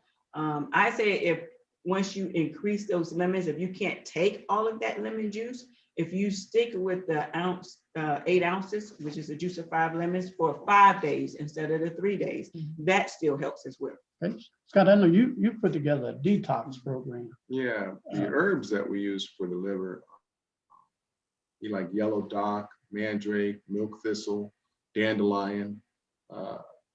These are all blood cleansing herbs that actually work well in the liver to actually help to detoxify it. But I always tell people, if you've got to deal with the colon before you deal with the liver, because you can get some really bad headaches and some bad reactions if you don't go systematically. So hopefully we cleanse the colon really well, then use the herbs, the flush that Sister Tanya is talking about with the lemons and olive oil. All of that's going to help the liver. And whenever I see a problem with the skin, I always think of the liver because they're kind of co-related. And the biggest organ on the body is the skin, and the second is the liver. So they tend to work symbiotically. So I hope that answers your question. But like I said, if you have one big lipoma, I would send to have it lacerated and sucked out. But if you have them in different places in your body, then you need to go on a total detox program to make sure once you get them removed, they don't return back. Great. Thank you very much. I have Michelle. Is it Michelle? It's Michaela, that's fine. Oh, Hello. sorry, Michaela. Go Okay, ahead, ask your question. Lovely, thank you. Good afternoon. Hi, everyone. So I currently have fibroids, but I have a calcified fibroid. So Mayman, I've listened to some of your talks on fibroids. You spoke about passion flower, you spoke about getting selenium. Now, I have purchased the passion flower tincture, the 25%, and then I've also got the Oregon grapefruit tincture, but I just need to know how to take them. So I'm currently taking castor oil, doing like the castor oil packs every day. I also use wild yam cream, but I just need to know, I'm trying to avoid an operation, but I have one that's about 10 centimeters and one of them is calcified as well. So I'm trying my best to cleanse. I'm about to go on a 10-day detox. Well, that's another question. Let me just focus on the fibroids. But let me just say this: I'm about to go on a 10-day detox, which is juicing only. So and then later on, actually, it's going to be some raw food. So I just want to know, one, what's the best thing to use for the fibroids, and then how I can really maximize the detox so that I can get the best out of it for the 10 days and avoid an operation. Thank you. Okay. 10 centimeter fibroid is pretty large. Okay, so now, do you have one fibroid or do you have many fibroids? I have many. Okay, figured that much. Okay, now, next question. How old are you? 35. I might as well just 35. Then the next question is, how tall are you and how much do you weigh?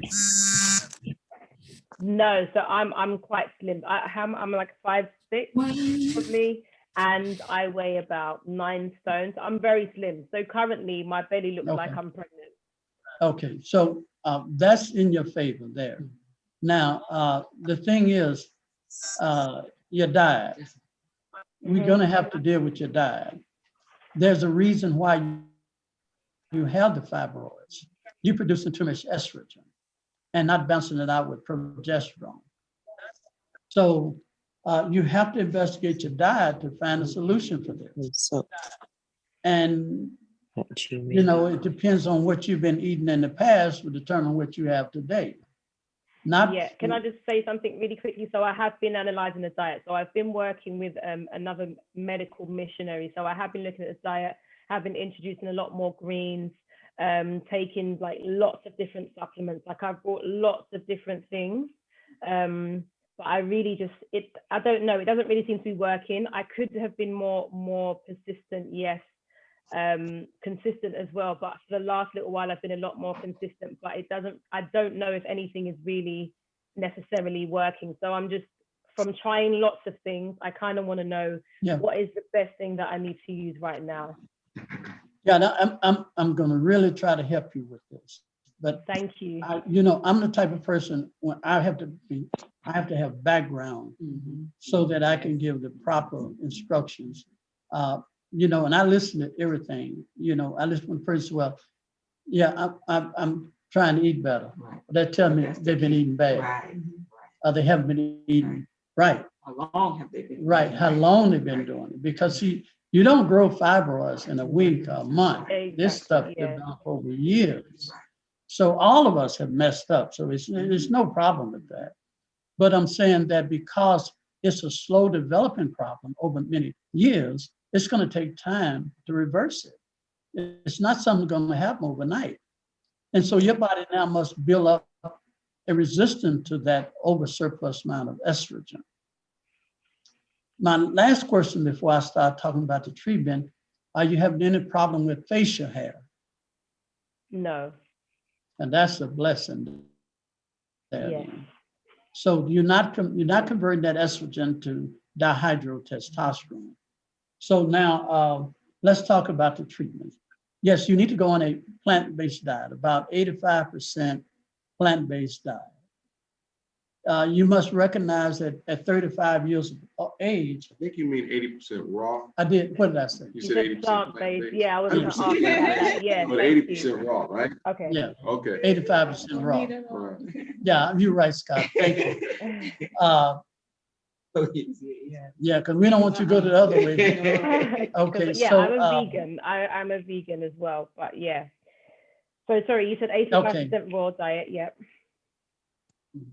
Right, and you know, if you hadn't been doing this, I would say for a year or two, then you know you're just not getting your body introduced, ready to start making some big changes. So if you haven't been doing it long, don't give up. Don't get frustrated. Okay.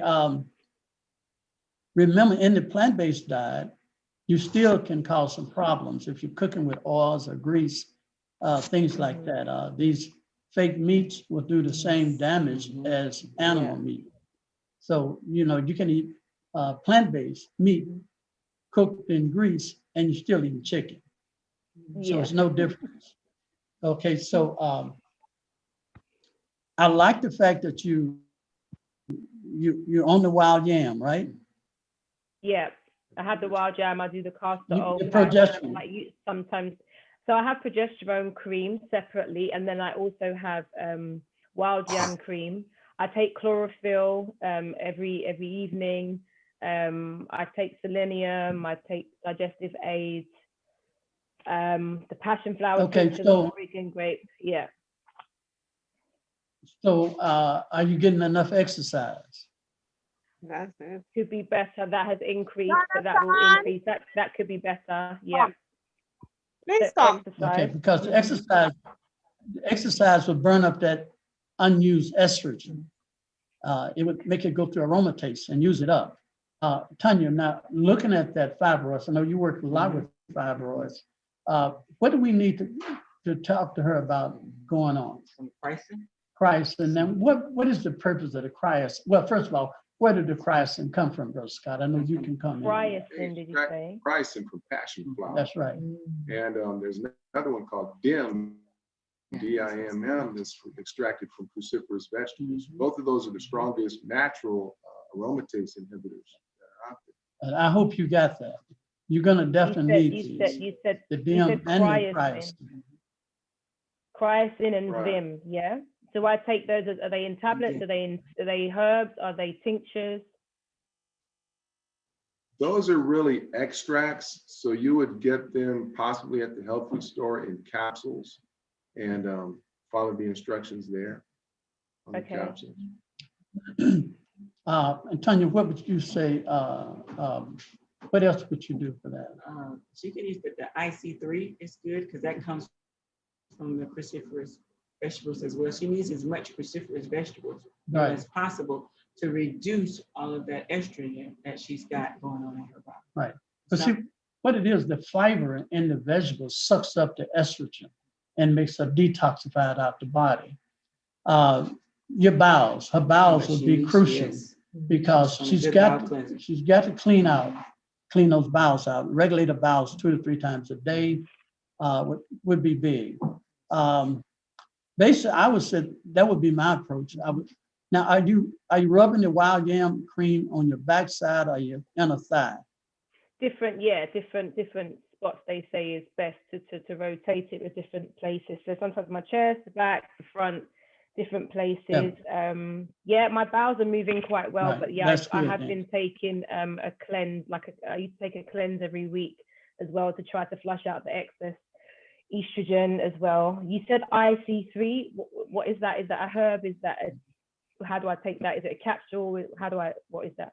It is, you might find it in capsule form or in tablets. You can find it in either or. And when you go to find that chrysin, if you find it in a tablet form, be careful because I just noticed on the back of some of them, they have bovine in them.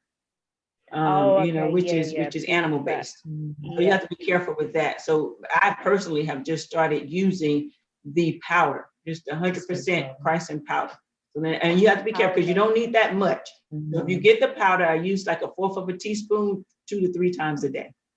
Yeah, bodybuilders use that chrysin too. Keep in mind that Tanya gave you a very good question about chrysin. Bodybuilders use it to pull all the estrogen out of their body so that they can build muscles. And so you don't want to go that far with it. So make sure you need estrogen for your bone structure. So you don't need that much. If what you really want to do a lot on is the super green powders, Yes. the vegetable powders and your raw vegetables. I would go with a super green powder, a mixture of greens and seaweeds and greens. That you want every day, and you can overdo that. I don't mind that.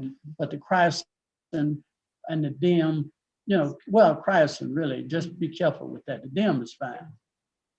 The dim or the vim? Did we explain what cruciferous vegetables are? No, you want to No, I know what you mean. I just remembered we're talking about cruciferous vegetables, but that cruciferous vegetables are like broccoli and cauliflower, Yeah, like Brussels greens. sprouts, kale, those kind of vegetables. Thank you. I didn't want us to just say that as if. Sorry, But you need that every day. You're going to have your largest portion of your meal need to be your vegetable meals. And keep in mind now, you're just 35, so you got a ways before your body will help you out. When you head into menopause, your body will boost things up. But you got a ways to go. Now you can accelerate yourself into menopause.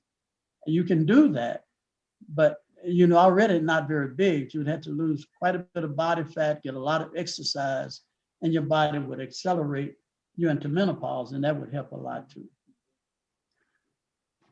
Because we know when you get to that menopause age, your body stops making that estrogen. So that's how it helps it to bring it down. Thank you, Elder Mayman. I just want to confirm. Did you say Vim with a V for Victoria, or was it Dim with a D first? Dim is with a D as in dog. Dim, D-I-M-M. Okay. Yeah. Okay. Go ahead. Yes. Sorry, Elder Mayman. And thank you very much for the information. And Michaela, and we do ask, it's quite hard because today was a general type of topic when it comes to the herbs and so forth. And there's quite a few hands up and quite a lot of questions in the chat and even on YouTube. And unfortunately, we will not be able to get through everything because, of course, conditions, there's so many. And I know so many people want to get what to use and so forth. So we're going to have to keep this to a very minimum.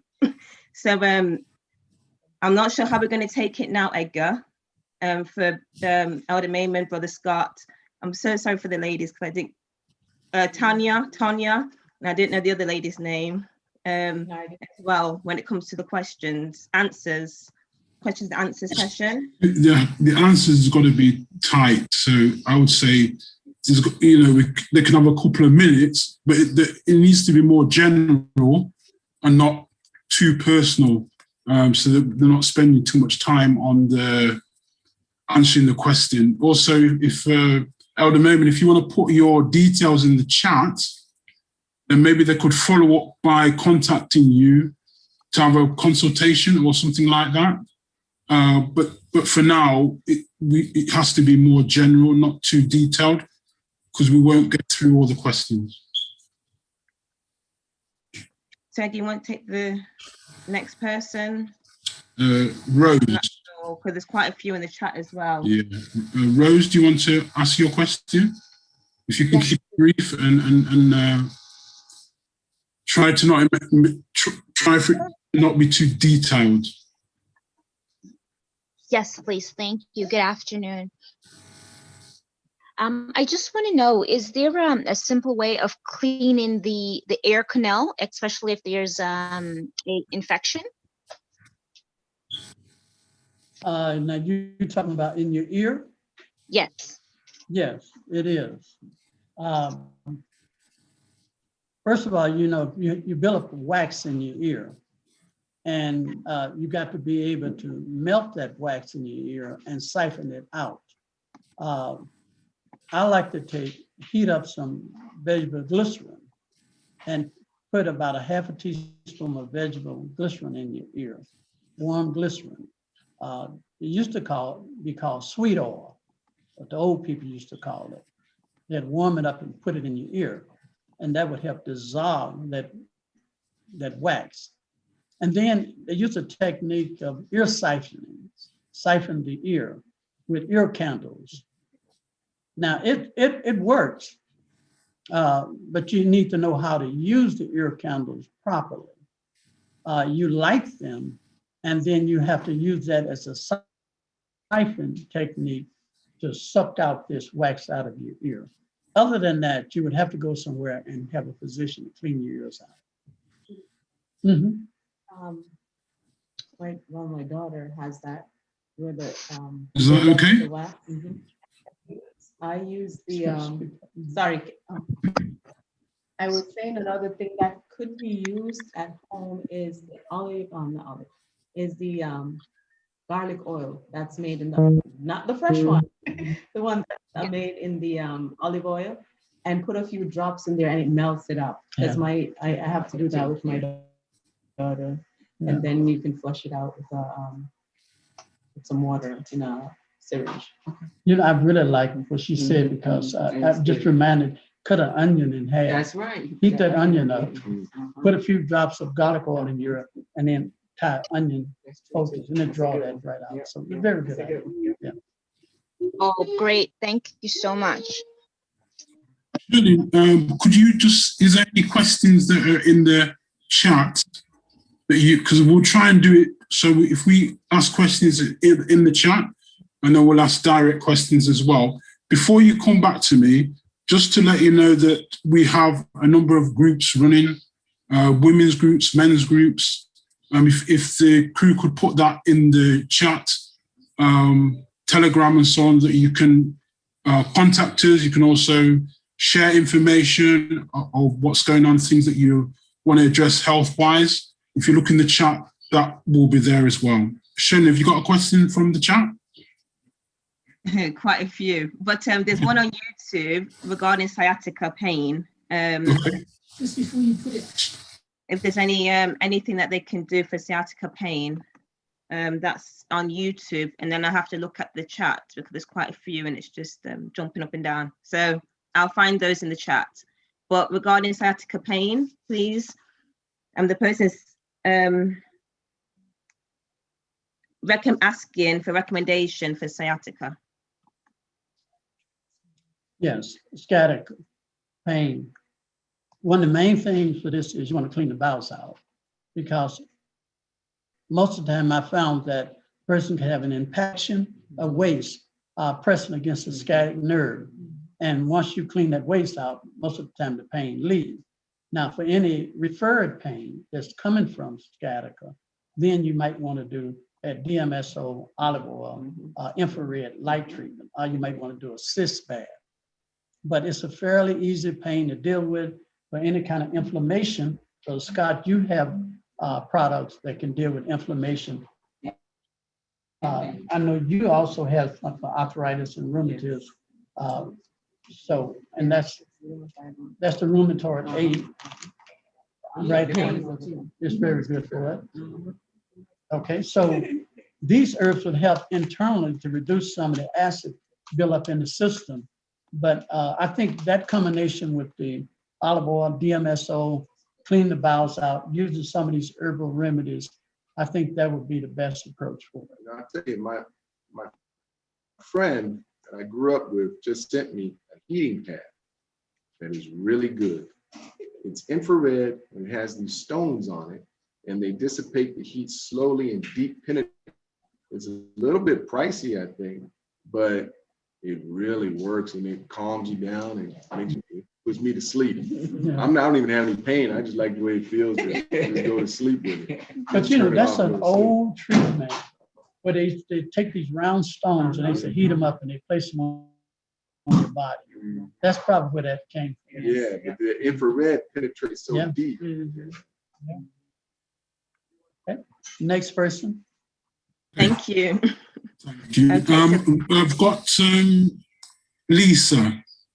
Would you like to unmute and ask your question? Hi, can you hear me? Yes, if we can hear you. Yes. Yes. So my husband is 51 years old. He has uncontrolled diabetes. His hemoglobin A1C a couple years ago was like 14. He had gotten it under control. He has been taking chromium 500 micrograms twice a day. But we're off track. He just started checking his blood sugars again, and they're like 300 and something. So I appreciate any help you can give.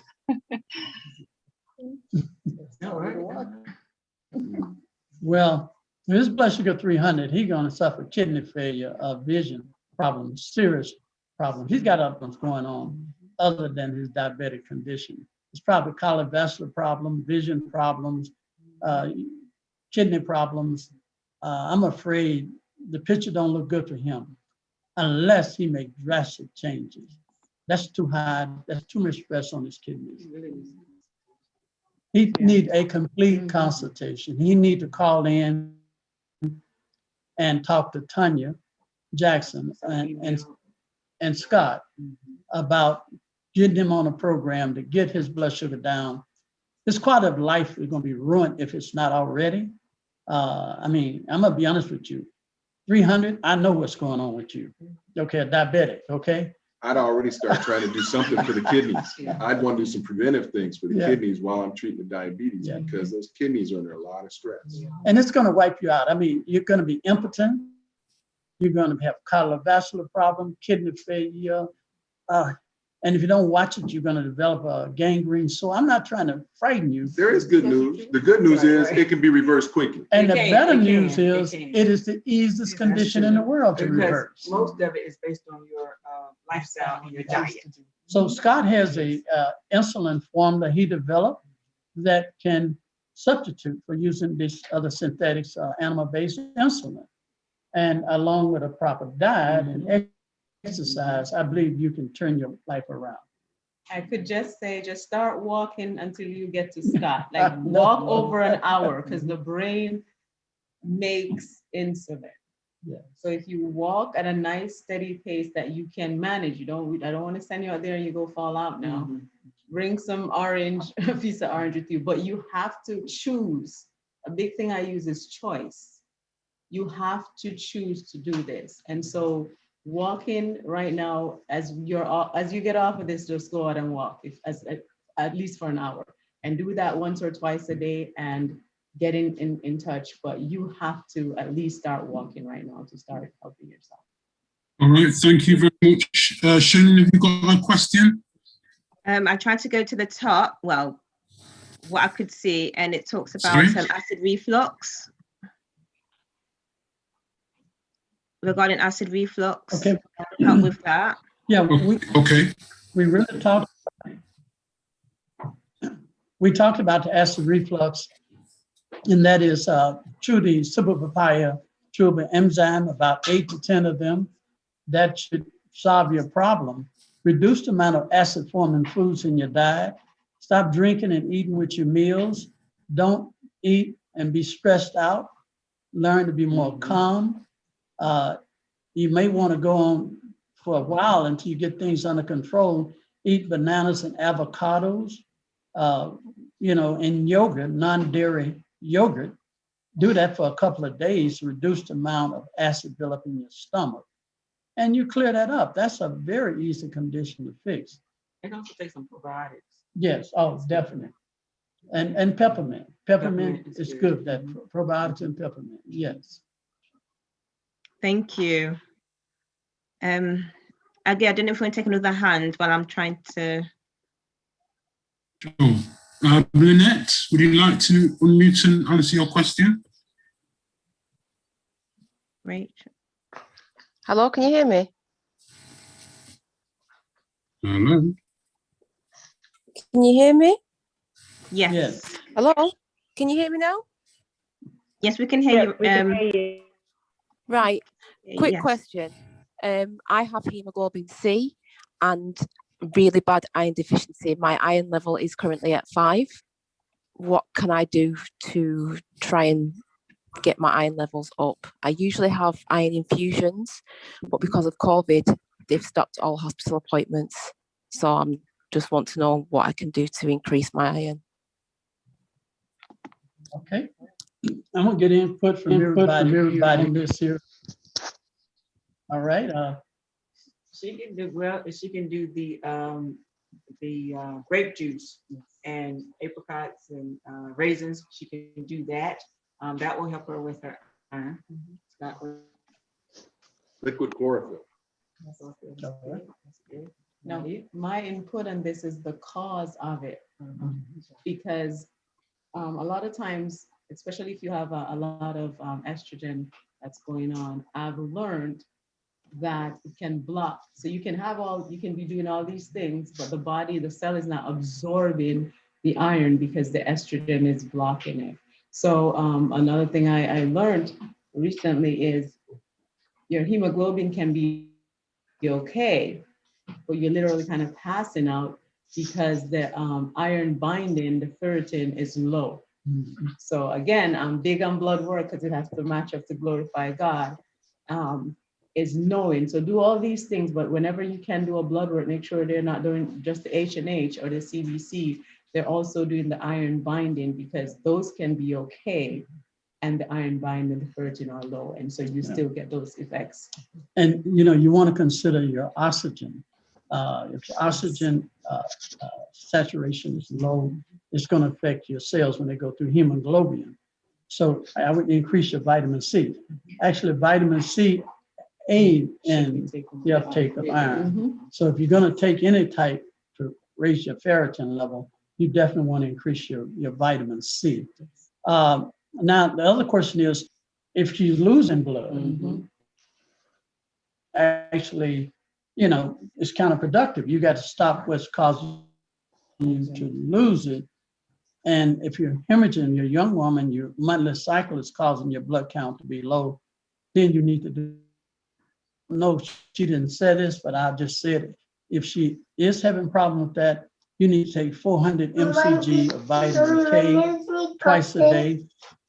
You also need to take some Cranesbill or alum root tea and make strong tea out of it. Take a cotton cloth and saturate it, and make a tampon vaginal bolus out of it. Pack your vaginal tract tight with that. Stay off your cycle, and that should slow down the flow. And that should help you a lot.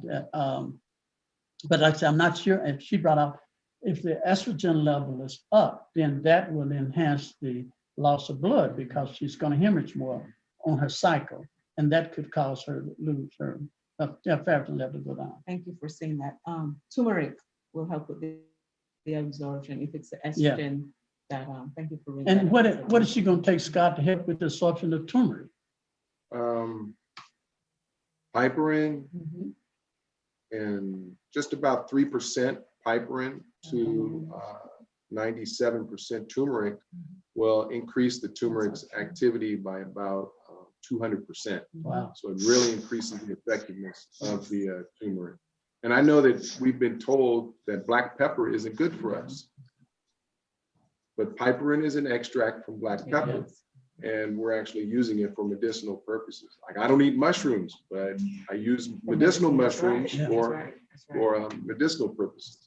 So if someone is really against the black pepper, you can use the bromelain or the papaya, and that's personal for me, because when I started doing the papaya seeds, the papaya enzyme. Enzyme? Not the seed. So because they're like black pepper. I was wondering if you no. Because I had 11 years ago, and no medication could help. And what helped me was turmeric, bromelain, and red clover. That's how I got into the medical missionary work, because I see the power. What were you doing with the turmeric and the red clover and the bromelain? What were you trying to do? So for me, it was like everything for me is low. So anything goes off is a problem. It could be 0.1. So my inflammation, my C-reactive was low, everything, but I was having, it's a closed head injury. So I was having like 10, anywhere so this from is 6. Hemorrhaging in the brain. No hemorrhaging. Okay. But it was just, I guess the brain swole, and then inflammation, a bag of inflammation, but it wasn't showing in my blood work. It was just a tad bit. So I got injured at work, and pretty much they were like, oh, it's because you're depressed. You're young, you lost a career, and you're depressed. So everything is depression. It's in your head, and it's depression. And I'm like, no, it's the Lord told me it's hormone and it's nerve. Because whatever the brain just went off doing what it did. And it was Brother Luke who had gotten allowed to come to my church to help our pastor. He had severe high blood pressure, and he did a little mini thing, and I consulted with him. My blood work to everyone is okay, but there was just like a 0.1. And he said, you know what, we're going to treat you for inflammation. So the red clover, of course, we use that for inflammation. The turmeric and the bromelain, I had so much pain. Those were for the headaches. And within a month, I was pain-free from like 6 different headaches. Okay. Totally pain-free. Very So the bromelain helped the turmeric to be absorbed. okay. Okay, the next question. Julie, have you got another question? It's just going very crazy. I did see one regarding circulation and cayenne pepper to go with. What other herb could they use with the cayenne pepper to help with the circulation? I saw that pop up. So I'm not sure, maybe regarding circulation, what herb you could use to help with the circulation. But I know cayenne pepper on its own helps with circulation. Okay. But there's a number of things you can do for circulation. If you want to use an herb, there are different herbal mix, but I like to use ginger and cayenne pepper.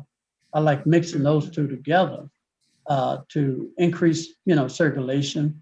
I like topically to use DMSO with a little cayenne, a little mint oil in it. And with an infrared light, I like hot and cold contrast baths. I like that. So I like walking. So, exercising. So all of that can help with circulation. If your respiration is up, your circulation will be up and you have good circulation. So you got to increase that respiration. Excellent. Thank you. Thank you. I've got a question from Beauty. Would you like to put your question to the panel? Yes, thank you for the program. My question is, my 11-year-old has been suffering for the past year with a blocked, I don't know whether it's blocked sinus or just a blocked nose, but he's producing a lot of mucus and you can hear him making the sound of trying to clear it. I've tried steaming and I've tried to reduce on his wheat intake. Is there anything else I could do? I have tried a saline nose cleanse on him as well. So I'm not sure what else I can do. Okay. I'm going to talk about unblocking the sinus first, and then we'll talk about the mucus problem. You can unblock a sinus before you can count to 5 by simply taking a teaspoon, half a teaspoon of water, 2 to 3 teaspoons of DMSO, 2 to 3 drops. Let me back up. A half a teaspoon of water, 2 to 3 drops of DMSO, 2 to 3 drops of peppermint. Mix that together. And then you put that in his nose by drops. Put about 2 or 3 drops in his nose. Hold his nose back. Put a warm compress over the top of his nose. And what I do with that is I rub his bridge of his nose with olive oil. Then I rub DMSO, put a warm compress over top of it. Before you count to 5, he'll be able to breathe free through. Even if he has polyps or scar tissue, he'll be able to breathe. The other thing you want to do is the mucus. The mucus is the body's ability to try to expel foreign proteins, trying to reach and past the sinus cavity. So what you want to do is clean that out. Do an inhalation treatment. That's where you take the hot steam with some type of mint or vapor in it. And you want this person to put a towel over his head and let him inhale this hot steam through his nose. And then you want to take half a teaspoon of golden seal, mix that in about 2 or 3 ounces of water, rinse his nose out with that. And you want to do the same thing with salt. Take about a half a teaspoon of salt and a couple of ounces of water, rinse his nose out. Do that back and forth, do the inhalation, that clean out the mucus. And then you have to make sure he don't consume too much mucus forming food. It cleanses bowel.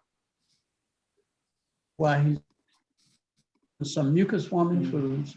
His bowels are probably sluggish, and that's probably doing a lot of it.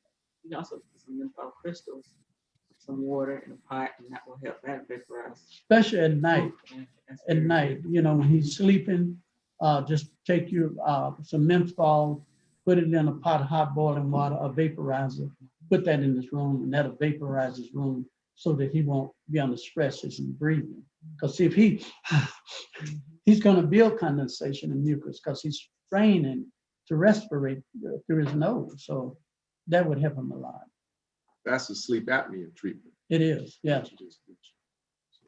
That's good. Shannon, have you got another question? I know there was a question regarding a pain management for cancer, but I know we will be touching on cancer in one of our sessions. So in one of our sessions, we'll be touching on cancer because someone's asking for a pain management for cancer. And there was another one regarding high blood pressure. And on our YouTube channel, there is one from Manor House, from Lucille Fifield, who did one on high blood pressure and also to do with constipation. So those sessions are on our YouTube channel as well, on True Temperance International. Anyone wants to go on there, there's high blood pressure on there and the constipation one as well, that there were questions on there and there were answers that may help. Okay. Someone's asking regarding leg ulcer, slow healing. So I'm assuming that I'm not sure if they mean what they could do because it's taking long to heal up regarding the leg ulcer. Just a leg ulcer in general, that's just not healing. They should heal quickly, but it's been almost a year. Right, okay. So it's taken a long time. Okay, we're going to answer this. We have another series to do right after this. And our audience, our church is patient waiting on us. So we're going to have to, I hate to bring it to a close. There's other questions that need to be addressed. But let's talk about this also. You're saying an ulcer, right? Yes. Are Correct. you talking about a wound, an internal ulcer? What? No, it's vascular. It is vascular. Okay. Now, and it's how long?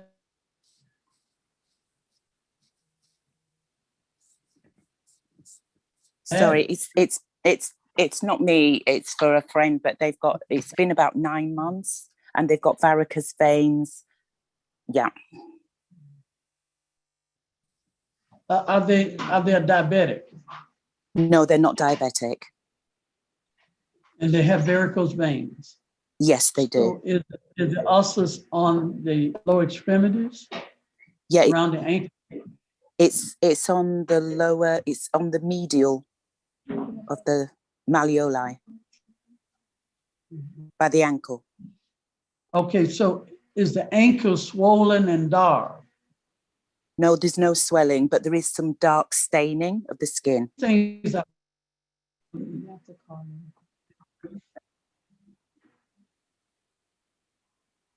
I think what we're going to do is going to refer her to Colleen and so we can talk, because I need to know more about what's going. I mean, we know how to treat these ulcers internally and but I just don't have enough to feel comfortable with. That's fine, Brother Elder Mayman. We will stop right here. Enjoyed it a lot. I hope you're able to pick up some things we had to share with you. And I just pray that you would use some of these simple remedies and gain faith in them as you use them. I want to thank everybody that helped me out today. And these medical missionaries are very gifted and in their own right. They can help anyone that have a problem. If you need to talk with them, please contact them. And I think their contact is in the chat. Thank you all so much. Thank you very much. Thank you very much. Elder Mayman. Next week, I know there's lots of people that still got questions. We just want to give you our apologies. We cannot answer all the questions. Our time is up. Is that right, Shirley? Our time is up. However, I would just like to take this time to promote next week's program. Mayman will still be with us for next week and the following week, and our focus is going to be cancer. So I know some people mentioned something about cancer. We will be able to deal with that in the next 2 programs. I don't know the names of all of Mayman's guests that were helping him.